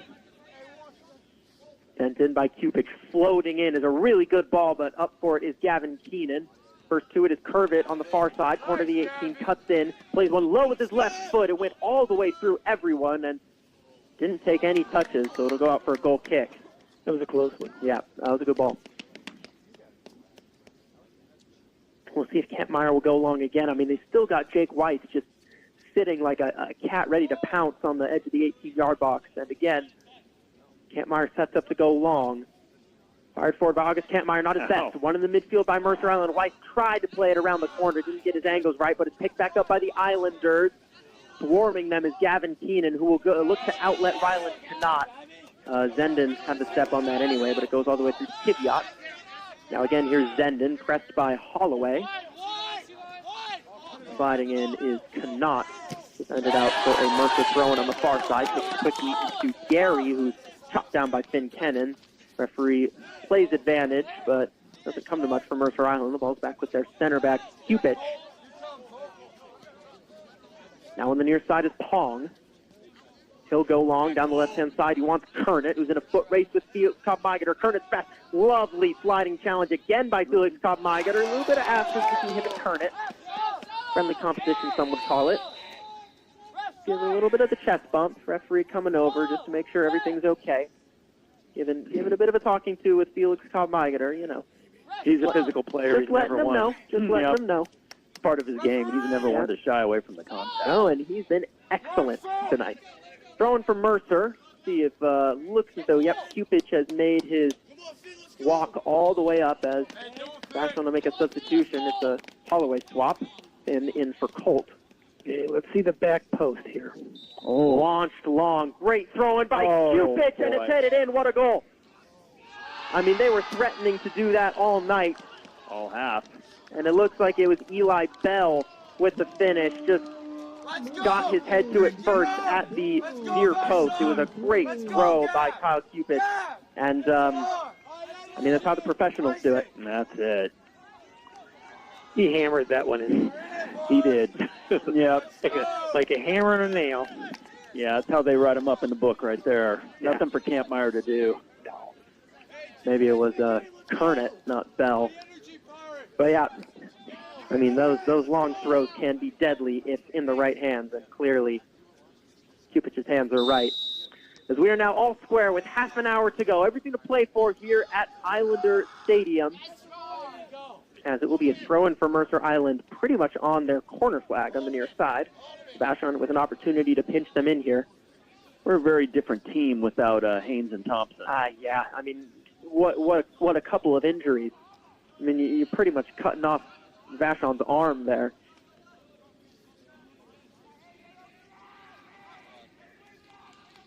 I mean, it's as you say, Tony, these having really intense physical matches early on can be dangerous if your squad gets injured. If your important players get injured, you can only hope that those are not nagging injuries that could really put a dent in those players' seasons. Well, I wonder is what Vashon is getting from this, other than the prestige of playing a 3A state champion. Are they getting to work on the things that they wanted to work on? Is what they want to work on mental toughness? Yeah. If that's what they wanted, then they're getting it. I mean, one of the things that cost us last season, so it seems a valuable thing to get some attention. Yeah, well, I'm not saying it. I mean, that's what you entered the match to get. Vashon getting a little. Now it's their turn to get a bit nervy. Mercer Island has sort of been invigorated by that goal, as Kennan was caught late by Weiss, and Vashon have a free kick inside their own half, about 20 yards in. Well, I think the game is getting a little bit scrappy now because Mercer Island can feel the momentum shift. And Vashon is like, well, okay, we don't want to make a mistake here. Keenan on the ball. Swinging it long towards Shrestha. That's under hit. Picked up by Pong, who showed a bit of it to Shrestha, but will maintain possession for Mercer. Still going Oliver Pong. Looks to float one towards Weiss. Pirates want offside, but Mercer will play on. Trying to want a ball, but he's offside. Would have been a great goal. Flags up. That was a wonderful play. It sure was. He couldn't have been offside by more than a foot or so. It was a very nice combination. 3 players in about a 5-yard box at the top of the penalty area. Matthias Paranud inches away from netting Mercer's second, and Vashon need to wake up. Still a lot of time in this one, and these last 5 to 10 minutes have been hard for him. Free kick to come for Vashon. As usual, they will send it long. Kampmeyer puts his foot through it. It's a low driving free kick through the midfield. Ball is back in possession of the Islanders. And around the halfway line, chip ball won by Oscar Cobb-Migater. Newcomb tries to turn the corner, can't do so. Back with Mercer Island, until it's right back with Vashon. This game is very back and forth for all 60 minutes they've played so far. But again, here come Mercer. Again, a Pirate is able to just get a foot to it. Mercer will recycle with their center back, Cupich. Assisted the goal to draw it level with his long throw. Now here's Shelton, pressed by 3 Pirates. He goes back to the right center back for Mercer and gets it back in the midfield. This is a much better play by them. They're trying to control the ball in that area. But now Vashon can look to counter. Finn Kennan waits a second and then overcooks his pass. He was looking down the left-hand side for Kanat. Kiviat gets there without much trouble. He had a lot of space in the midfield to either run or take his time on the pass, but he got it wrong. Now again, here's Finn Holloway. His first touch lets him down. The ball's back again with the Islanders. Here's Cupich. Sending it long, looking for Weiss. Good step by Caden Miller. Ball takes a bounce before heading towards Kanat, who muscles Zenden off of it. Kanat cutting inside, trying to escape one, and has done so. Still going right with Kanat on the right-hand side. Ran into a bit of a cul-de-sac there, but will win Vashon on a throw-in. I mean, Pirates just don't have any subs. They've got one. It looks like he's coming on here. Who's this? Is that Colt? It looks too small to be Colt Holloway. Oh, no, it's Mason Haynes. Okay. Oh, okay. Well, Haynes is back after a lengthy spell on the bench. Not moving great. I don't know about that run there, but hopefully he'll be all right. His throw-in's taken on the right-hand side by Felix Kopp-Migater, and it went in and then back out, so Mercer Island will have a throw. Well, hopefully Haynes came out just because he was feeling his the ankle issues that he's had at the beginning of the season a little bit. But if Vashon ever needed him, it's now. Newcomb trying to take an interest, but he's held up well by Pernud. Now here's Shelton. Good ball down the right-hand side, and Mercer can break. They've got runners forward. It's a 4-on-4. See, this is better for them. Yep, here's Gary. Tried to feed it through the right winger. Great standing tackle by Gavin Keenan. And he can look to outlet Mason Haynes. He just came back in. Both go down. That'll be a free kick for Mercer. Haynes with his hands on defender Zenden. Free kick taken quickly. Haynes is still down. God. Is he okay? Yeah, he's now back to his feet. Holding his knee. Cupich. Forward towards Kernet. Great overlapping run by Pong. He's got space on the left-hand side. He's able to get it across. Good ball by Pong. Completely missed by Keenan. Now at the back post, finding in. Great challenge is Oscar Kobb-Migater. Mercer retained possession on the edge of the 18-yard box. Attempted cross is blocked by... Looks to be, I couldn't see who that was, but it was blocked. Maybe cannot. Ball's back with the Islanders. Here's Cupich. Across comes Haynes to offer some pressure. Cupich fires one in towards the center forward, who is again in an offside position. Weiss's effort was blocked by Kampmeyer anyway. We're now 17 minutes into the second half, all square at 1 between Vashon and Mercer Island. In 17 minutes? 17 minutes in. Yeah. I mean, oh my God. Yeah. Fair to say the momentum has shifted, boys. Yeah, hopefully Haynes coming back in after pretty much 40 uninterrupted minutes on the bench can can inject some life into this Pirate side. Sent forward by Keenan. Good initial header, won by Isaac Newcomb. Haynes can't get it under control. Tegenfeld Foman's pushing up, forces the pass backward into Cupich, who finds the goalkeeper Kiviat. Now Zenden. Right back to Kiviat. Vashon sitting in a bit of a mid-block here. Not offering too high of a pressure. Ball played forward. Okay, he needs to carry the ball. Who? That guy who just had the ball. He shouldn't have done what he just did. Good skill in the midfield by Mercer Island player, but it seems to have been caught. It looks like it was Bridge Gary. Ball sent forward by Pong, easily won by Cobb Migater, but the second ball is picked up now on the right-hand side by Mercer Island. Officer Cobb Migater standing in defense, as is Finn Kennan with him. Cutting back for Gary. Tegenfeld Foman in front of him, as is Kennan. Gary goes down, and that will be a free kick in a dangerous area for Mercer Island. Finn Kennan protests, but with Kampmeyer in goal especially, this is a real opportunity for the Islanders. I mean, it's dead center and 8 yards ahead of the 18-yard box. You know whoever gets this is going to go for goal. Yeah. Yeah. Well, see, that's better play on their part. You know, they kind of crushed us in like we do to teams. But you got to do it quicker. If they don't pass it to a midfielder in that area outside the box, they've got to run it into there. Once they run it into there, then people have to make runs. And I think that's what they started doing in the second half a little more. That goal that was called back was a beautiful example of that. Mm-hmm. That all happened in a very tight space. Well, plenty of Islanders, matter of fact, more than half their team standing around the ball. The player who got fouled is still down, but has now been helped to his feet. So we'll see. Trainers are these even trainers, or are those just teammates?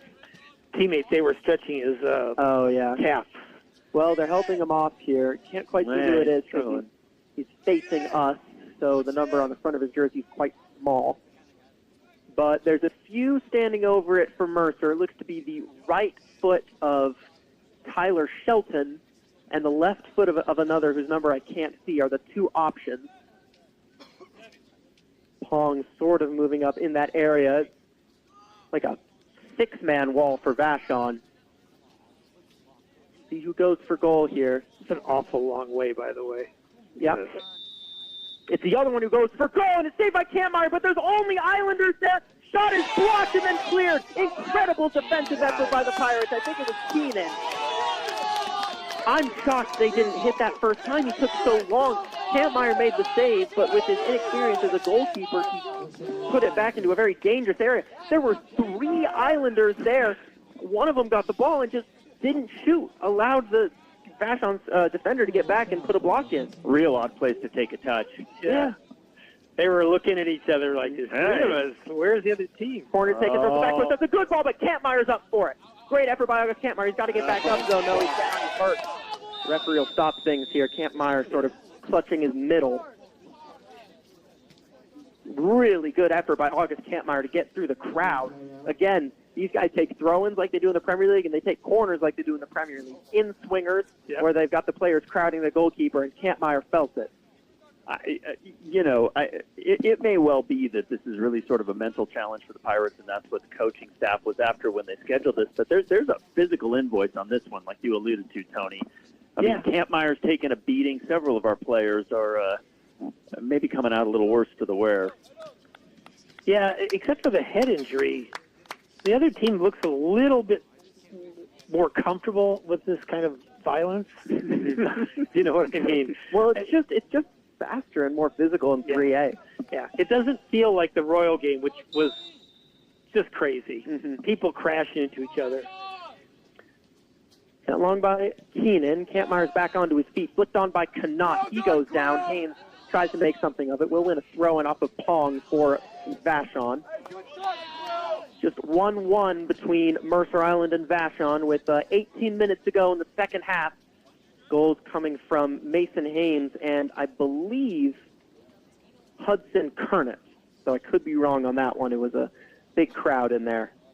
But certainly Mason Haynes with the first goal. Throw taken by Felix Cobb-Migater into Finn Kennan. Now back from Miller, the center. Back press from behind by Weiss. Gives it to Keenan under pressure. Just barely gets it away from the on-rushing Pernude into Oscar Kopmeiger, who shows too much of it to Hyman. They're on. Down the right-hand side. Here comes Mercer. I don't think Keenan's catching him. It looks like it's Shelton. And great save, Kampmeyer. Down to his right. Second effort in by Hyman and stuffed it. And it'll be cleared only as far as Shelton, who will go for goal. That one's blocked. Excuse me, it's not Shelton, that's Bell. And now Vashon have bodies back. What a save by Kampmeyer. A very important moment. Could have done better on the finish. Kampmeyer didn't have to go too far to his right to make that save with his foot. And now Vashon can go the other way with Newcomb. He can look to drive. Forward towards Haynes. That was a really tough ball to control from Haynes. It's pretty much knee level and hit hard. He'll be out for a Mercer throwing on the near side. That's the fear, by the way, that we just experienced. When you play a flat back that leaves that space, sometimes they get in it. Mm-hmm. So Giller's in for Connaught. Newcomb will shift, it is Ryland Connaught. Newcomb will shift to left winger, and the three in midfield will be Giller, Tegenfeld, Foman, and Kennan, so we'll see how they orient themselves. Now here's Haynes. Went down from a late challenge. He's fine. He's clutching his ankle there to win a foul. Oh. Yeah, you can tell that was a give me a free kick fall by Mason Haynes. And he did get the free kick 15 yards inside the Mercer Island half on the near side. Shrestha had another opportunity from a similar area in the first half. We'll see what he can do now. Referee making sure that the singular player in the wall, Hudson Kernet, is 10 yards away. Played in by Shrestha, floated towards the back post. Good header clear by the Islanders. Tegenfeld Foman will be the first to it. Now he's down in the corner on the far side. Good challenge by the Mercer Island defender, and Vashon have a throw-in. Vashon's still in this game. I mean, they're being a little dominated on the ball, but they're in the game. They could win this game. No, and that's good. That's really good to see, because we're not the quote-unquote better team here. Like, these guys are more physical. They're faster. They probably have slightly better ball skills. But the fact that we can be put into a different situation than we're used to and still play very well is super promising. And it's similar to what we saw in the Royal match, as the referee's given a goal kick here. Last touch seemingly coming off of Oscar Kopmeiger. Goal kick for the Islanders, taken quickly and wide by Kiviat into Oliver Pong. Got some space to work with. Pong checks it into the central defensive midfielder Shelton, who angles a very strong pass down the right-hand side, inches away from being brought down by the chest of the right midfielder of Mercer Island. In the end, it goes out for a Vashon throw. That's not a bad way to get behind a team that runs a flat back. Mm-hmm. You just start wide, hit a long diagonal, and hope they cut in back behind. I'd still like to see them carry the ball farther in. I just think it's an easier ball. Rain's really coming down now. It was drizzling earlier, but now it really is raining. 15 minutes to go, 1-1.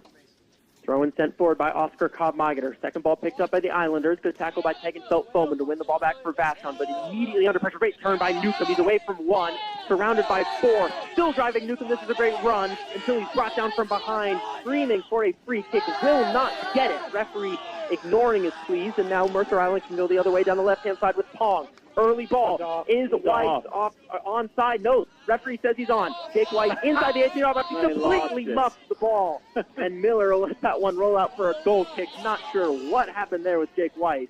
That's interesting. I could have sworn he was 5 feet off. It looked like he was, but it was a long ball. So, I mean, it's traveling for a second or two. Yep. The linesman seemed to be on it. Yeah. I mean, he was at the play. He indicated play on. And that was interesting from Weiss. He had the ball in on the left-hand side. He was just inside the 18-yard box. Miller came across, and Weiss the ball turned invisible for him. I think he got spun, and it got behind him. Yeah.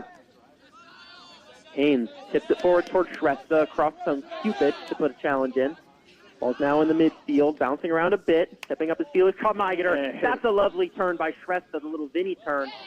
But then across came Cupid to send it out for a throw-in. Why is that called the Vinny turn? Like Vinicius?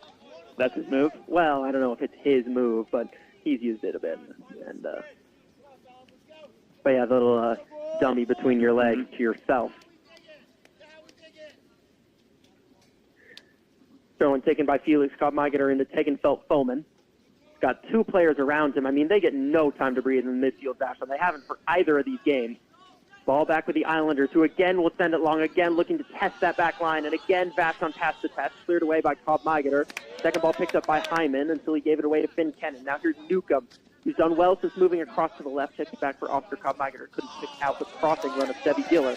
And Mercer have a thrown on the far side, 50-yard line, 12 minutes to go, 1 each between Mercer Island and Vashon. Haynes, good pressure, he's picked it up for Vashon, trying to turn away from the defender who stands his ground, still fighting Mason Haynes, but he can't win it.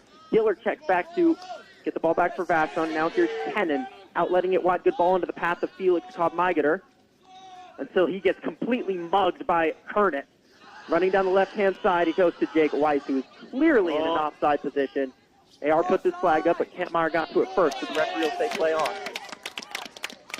And Kampmeyer will slow things down as we have a player down for Mercer in their back line. Shelton, maybe. I think it was the same kid who had the calf. Oh. Because they were pushing his toes forward when he was sitting on the ground, and he was a forward. He's down all the way with the back line, though. Yeah. He's getting up. Yeah, it is Tyler Shelton, so not the forward. Okay. He's back up. Seems like he'll be okay. Haynes getting some instructions from the touchline. And referee will give a drop ball to Kampmeyer. Let's see if he catches it this time. He does. Kampmeyer initially wanted to roll it to Miller. Instead, we'll send it long. Tegenfeld Bowman with a bit of a scorpion kick. Almost worked out. Couldn't quite get it to Haynes. Ball in the center circle with the Islander Hyman. Back pass, a bit of a nervy one. Haynes almost got there. Zenden able to clear it away. Good header, one under contention by Gavin Keenan. Pushing back on Kennan. Referee says play on. Ball again with the Islanders and Shelton. Now out wide for Mercer Island. They go back to Shelton. 50-yard line on the far side. Shelton still in possession under pressure from Haynes. Good shoulder drop by him to see off Mason Haynes. Now he leaves it for Cupich. Good turn by Hyman. Nice croqueta move. Newcomb hacks him down. Goes to apologize and help him back up.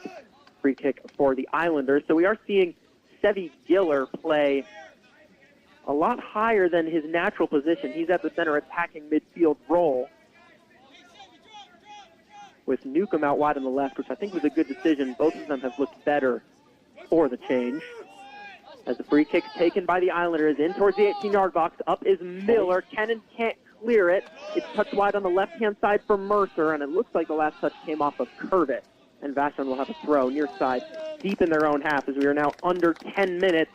And at the minute, neither team really looks like winning it.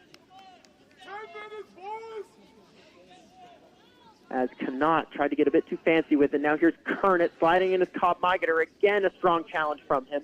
But it will be a corner kick from Mercer. They've looked good from these. Kampmeyer's been getting battered. They look scary on these. I don't know if they look good, but they look scary. Here comes the Olympico right here. You think so? I think so. I'm calling it. What about a short? No, we've got Miller's up there. So I think that's Hyman who will take it. Whipped in by him towards the back post. Good ball header. Sent high by Weiss. Not cleared by either team. Well, I guess Mercer wouldn't want to clear it. Not cleared by the Pirates. Then it was Cobb Migeter. Now at the corner of the 18 with Kernet. He's away from Cobb Migeter. 3 Pirates around him. Leaves it for Heinen, who tries to play him towards the back post. What a ball! Well dealt with at the back post by Giller. Or excuse me, not Giller. That was Newcomb. Now the ball's still with Mercer on the far side of the corner of the 18. Trying to escape. Newcomb does so, but the cross was Kane, and Keenan with an easy getting it clear. But again, a nervy moment for Vashon. Well, here's a long throw. Here we go. Well, that last one was really long. Let's see if he can get this, because it's wet out there. and your arms get tired after a few of these, but Cupich is able to hurl it in again, but there's Keenan to nod it away. But you'll let that one bounce out so he can try again. 8 minutes to go. Vashon will make a sub. Haynes comes back out. Connaught is in. Oh! The lights have gone off. Oh! That's ball game. That's it. I mean, That's ball they're game. going to call that. We're not going to obviously go off air. We're going to wait to see. Well, what? Should we wait 10 minutes? Well, we'll see as these people shut it down 9 o'clock. They turn them off. Yeah, I bet it's shut They're off. saying it on the. The stadium, see if we can get the lights back on. Well, he paused, so they stopped the clock. Yeah. They stopped the clock. I'm assuming, I mean, they have full control of this. There's no reason, like, this is not a park, like a public field. This is the high school field. This is Mercer Island High School field. I'm assuming they'll get the lights back on. Well, I've had this happen before. The way this works is it's actually a company in Atlanta, if you can believe it, who's in charge of this. Wow. So they got to get the administrator to call Atlanta to turn the system back on. Get late in Atlanta. Yeah. We had the same thing happen at our field. We didn't control the lights. It was controlled by a company who does it on the East Coast. Well, it's late in Atlanta, so we'll see. Yeah. But if that is the final score, it would be a draw for Vashon, and a good result. A good result. Oh, yeah. A really good result. I mean, a draw away to the 3A state champs is you'll always take. I mean, the main concerns out of this match, of course, would be the potential of an injury with Lewis Thompson. Obviously, Haynes and Keenan both went out as well, but they also both returned. Thompson, since going down with that head injury, did not return. I'm trying to see, we can't turn off the lights. I'm trying to see the silhouettes of the players down in the field. They seem to all be grouped together, and the lights are back on. Back on. They connected with Atlanta pretty quickly. I know it sounds silly, but that's just the way it works now. You know? Yeah. Right. All right, so just, 90-second break as the lights were turned off, but they are now back on. And we'll see what they restart. It was a throw-in on the far side for Mercer.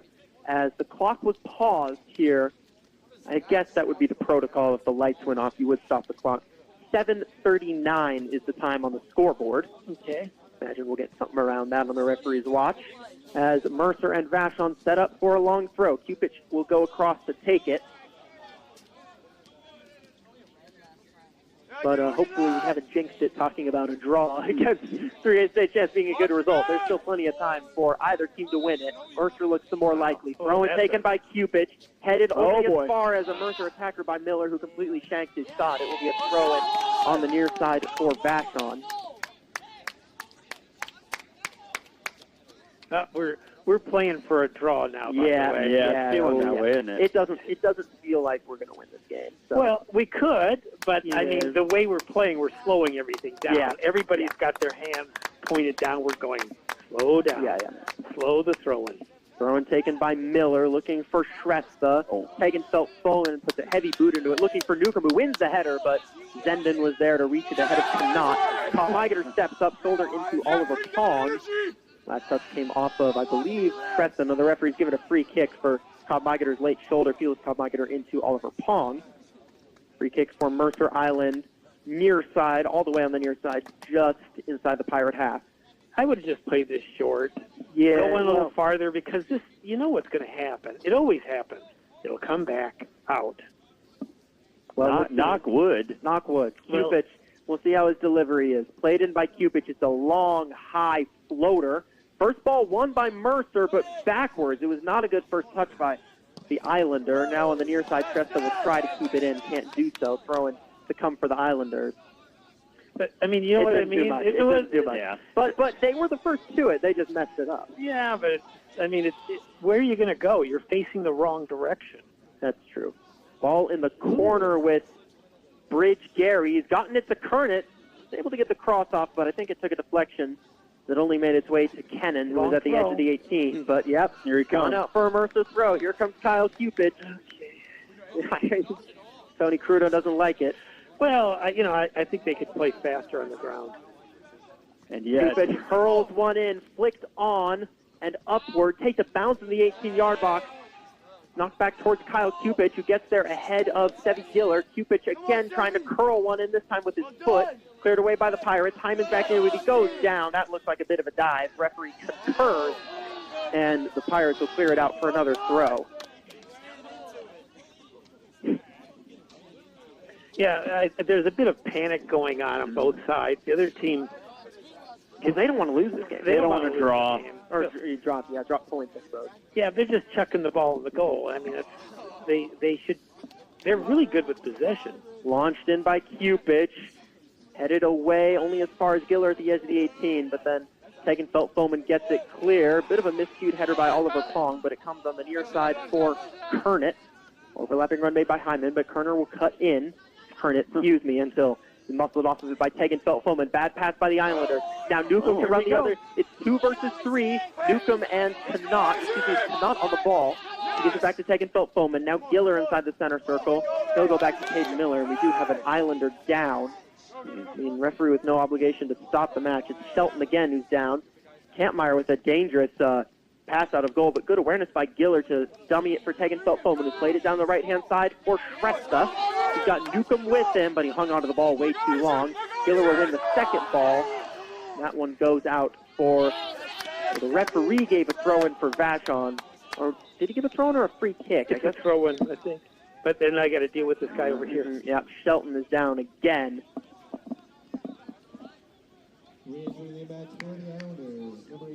Yeah, we've had injuries in this game from both teams.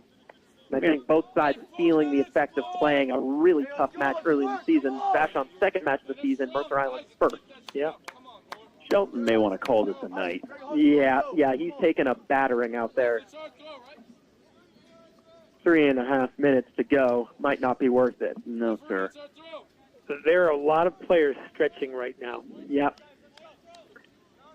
I mean, it's a battle out there, and these guys are just getting warmed up, for the season. Yeah. Yeah. Well, it's very interesting watching Vashon. This is not the Vashon team I've been watching for a long time, but it's not bad. They're just doing what they need to survive. The other team, with their pregame performance, I just expected tighter play, and they're just not doing it. They're just sending along. But they're very fast up front, so I get it. Mm-hmm. But, you have to kind of fight that sometimes. I do feel like they approached this game wrong. The game plan doesn't seem right for me for Mercer. Yeah. And I actually think Vashon approached this game correctly. Yes, it was a great, maybe JT has watched them play. I wouldn't be shocked. I mean, he lives here. Yeah.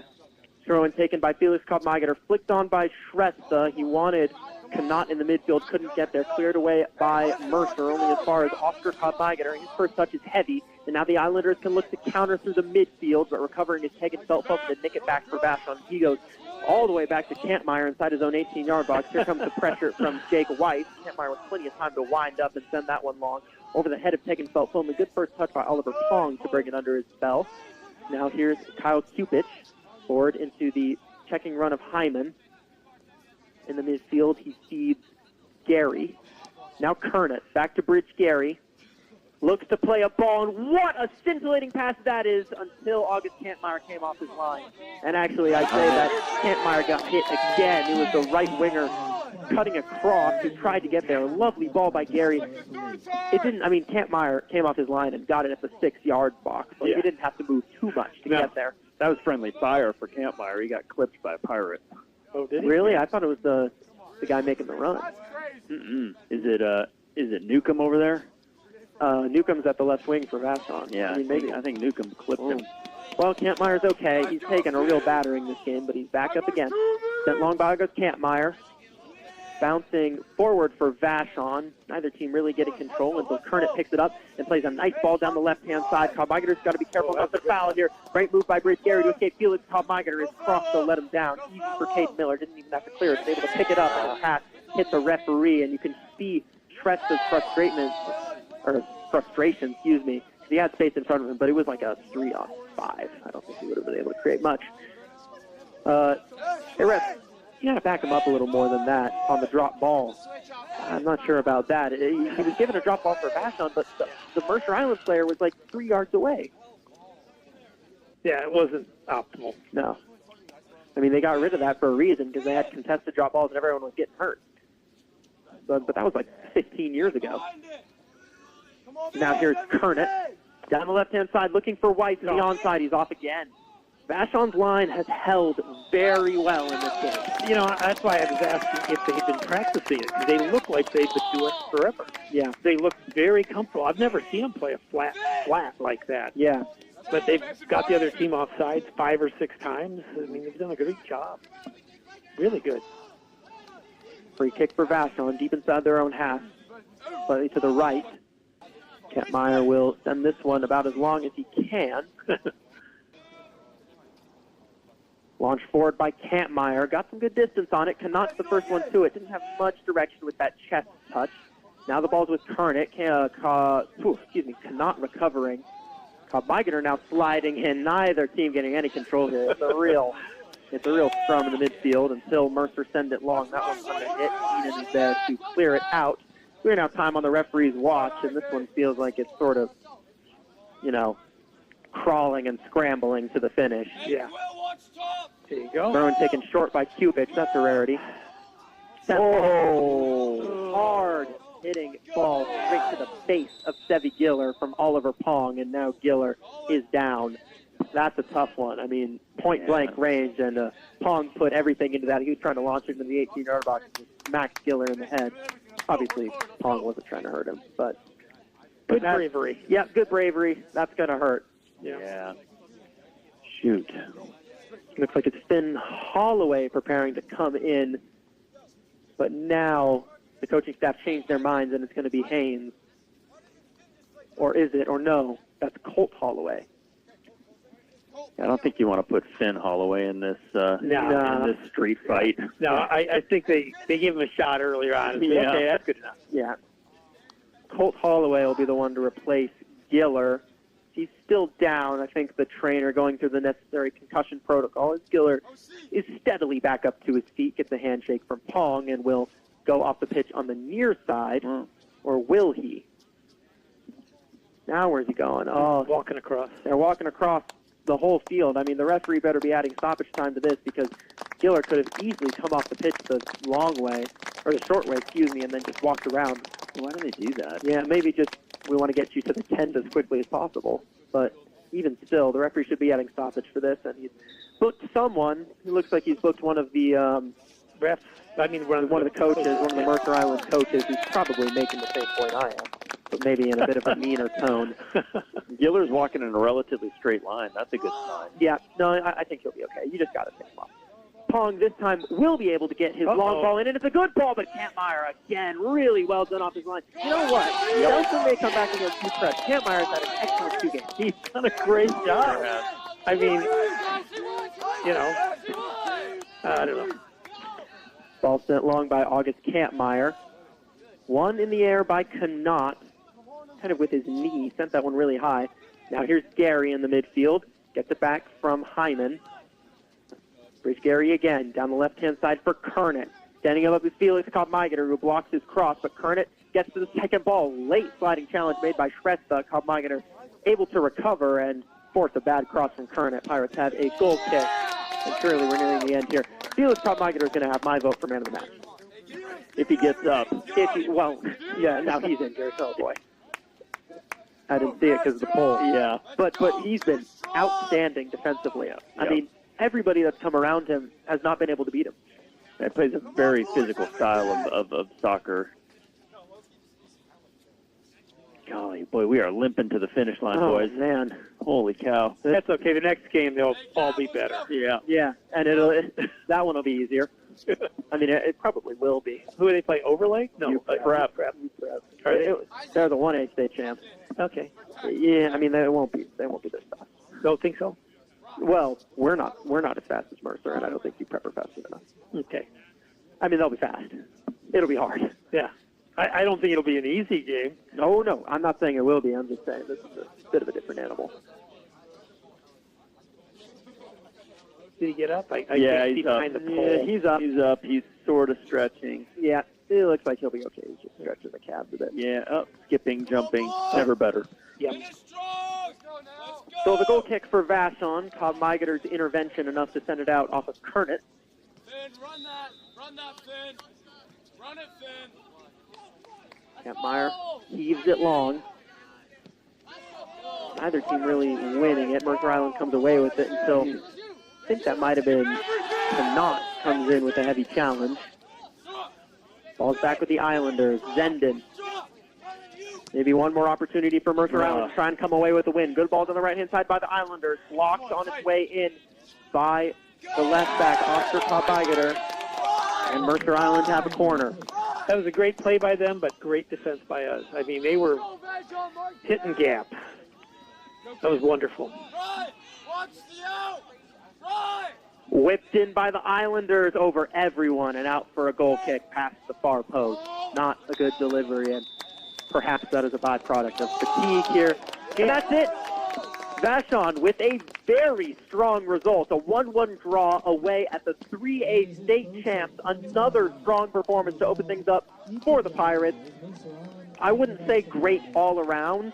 I mean, this is a really tough team, and you know, a lot of players are going to struggle in this game to really get it under their spell, so everybody's going to end up losing the ball at times. But I think for what this game was, Vashon stepped up. Well, again, we talked about this at the beginning. You know, what do you play these games for? If the goal is to prove that you can play with anybody and be able to survive an onslaught, then yeah, that's perfect. I don't know if this is what they've been practicing, although I did like the flat back. I thought that was a smart move, especially against these guys. It worked really well. Yeah, I mean, I'm encouraged by the mental toughness, and it's not something that we saw tested much last year. So I think it makes sense to me that they would look for some opportunities to you know, put the Pirates in scenarios like this. If the invoice costs us Thompson, I see him. He's good. got his jacket on. I mean, at least he's walking. He's walking. Yeah, I don't think Lewis Thompson would be a price that anybody would want to pay for this match. No. So hopefully he's all right. I didn't see what took him out. Was it a head-to-head? It was a Yeah. head injury, yeah. Yeah. So concussed, maybe. Well, one of the things that happens, again, I've said this to coaches of football players sometimes. You know, we see these kids and we think they're indestructible, but the season takes a toll after you get hit harder and harder and harder. You just keep going. And by the end of the season, a lot of times it's just attrition. You know, you've got to be able to get through it. But they got something out of this. I thought they got I hope they have a boost of confidence. What do you think? Well, I think it certainly will boost their confidence. I mean, getting a draw against the 3A state champ will boost pretty much anybody's confidence unless you're like a 4A team or whatever. But, you know, Vashon can take a lot of positives away from this. As JV said, the mental toughness is certainly one that can be shown. This game, they were tested mentally, physically, everything from the first whistle to the final one. So, Yeah. They certainly will be battle seasoned come future games. I mean, even against UTREP, they've already played 2 really tough games. Yeah. What do you think it is about Vashon that makes the other coaches get cards? Because this is the second game in a row that the other team's coaches get so angry, the referee has to walk over and go, hey, you're either out of here or soon to be out of here. Good question. You know, is there something about us that makes these coaches get mad? I wonder. Yeah. Well, I already said how I felt about man of the match. Hasn't changed for me. I'm going with Felix Cobb-Migeter. I mean, time after time, first and second half, his challenges were impeccable. He didn't lose the ball any more or less than anybody else on the pitch. But I thought he was excellent for the whole 80 minutes. We'll go to you first, Jamie. Well, that's a good call on Cobb-Migeter. This is going to feel redundant, but, you know, it's my first time seeing him. I'm going to go with Kampmeyer for the unexpected solid play at position. I keep expecting it to be a weak spot where we're getting exploited, and he's holding his own. He looked great. I'm going with Kampmeyer. Yeah, I want to do that too, just because I know how hard it is to play goal. You guys have no idea what you're asking a field player who doesn't play goal against the state champions a division up. But I don't want to just, do that every time because I'm always impressed by that. I thought Keenan was good. Gavin Keenan was pretty good. It was hard, I feel sorry for him. Yeah. He was good again. Yeah, and Finn was good too. Finn Keenan. Finn Cannon, yeah. He did a good job. He did have a good game, yeah. And because he was right, if you think about where he was standing, he was in the heart of their team, making them go long. Yeah. So, he did a good job. I'd go with Finn Cannon. I'd go with him. Fair enough. But I do like August. I agree with you. If you hadn't said it, I would say it again. So I was glad I could say it. Okay. Right. Well, now you guys maybe have convinced me to change my mind. No. I would have gone Cobb-Migeter had you not. I felt like he was a real engine for a lot. He was a real tone setter. That kid comes out with a ton of fight. Oh, he did fantastic. But, I look at the strength of the other team. I thought it was in the center. So somebody in the center probably had to do a lot of work that we didn't notice. Right. Yeah, just a lot of hard tackles. When you're out there on an island, you're kind of like a wide receiver, Right. cornerback situation. You just see them because they're there. Sure. Yeah. But I mean, every time we were seeing him, he was doing his job. I can't disagree with you. I think if we could pick two, I would take him as the other one. Yeah. I agree with you. He was excellent. So the next game for the Pirates is Friday. They travel to face University Prep, going from state champ to state champ, 3A to 1A. That game kicks off at 3:30 p.m. Then next week, Vashon are on their travels and will play their first league matches of the season. East Jefferson on Tuesday, Ohio on Thursday. Unless, do I have that flipped? I should probably double check. That would be something that you would not want to get wrong. Well, while I check that, let's just... Nope, it is East Jefferson Tuesday, Clahalia Thursday. Okay, I was worried. That is the next 2 weeks for Vashon. And before we sign off, thank you for being with us on KVSH LP 101.9 FM, Voice of Vashon, or voiceofvashon.org. Big thank you to Dan Schuler back in the studio for making everything happen. And a big thank you to Vashon Thrift Trade for underwriting all things Vashon Sports. Any closing remarks, gentlemen? Well, I'm looking at the players come up the stairs, and I'm seeing lots of smiling faces. Mm-hmm. So I have a feeling that they are quite proud of their achievement, and they have no regrets. Yeah, I agree. This is a good effort from the Pirates. It does a lot for their confidence. I'm looking forward to the season. Yeah. Well, with that, thank you for being with us, and we leave you with the final score here at Islander Stadium. Mercer Island 1, Vashon 1.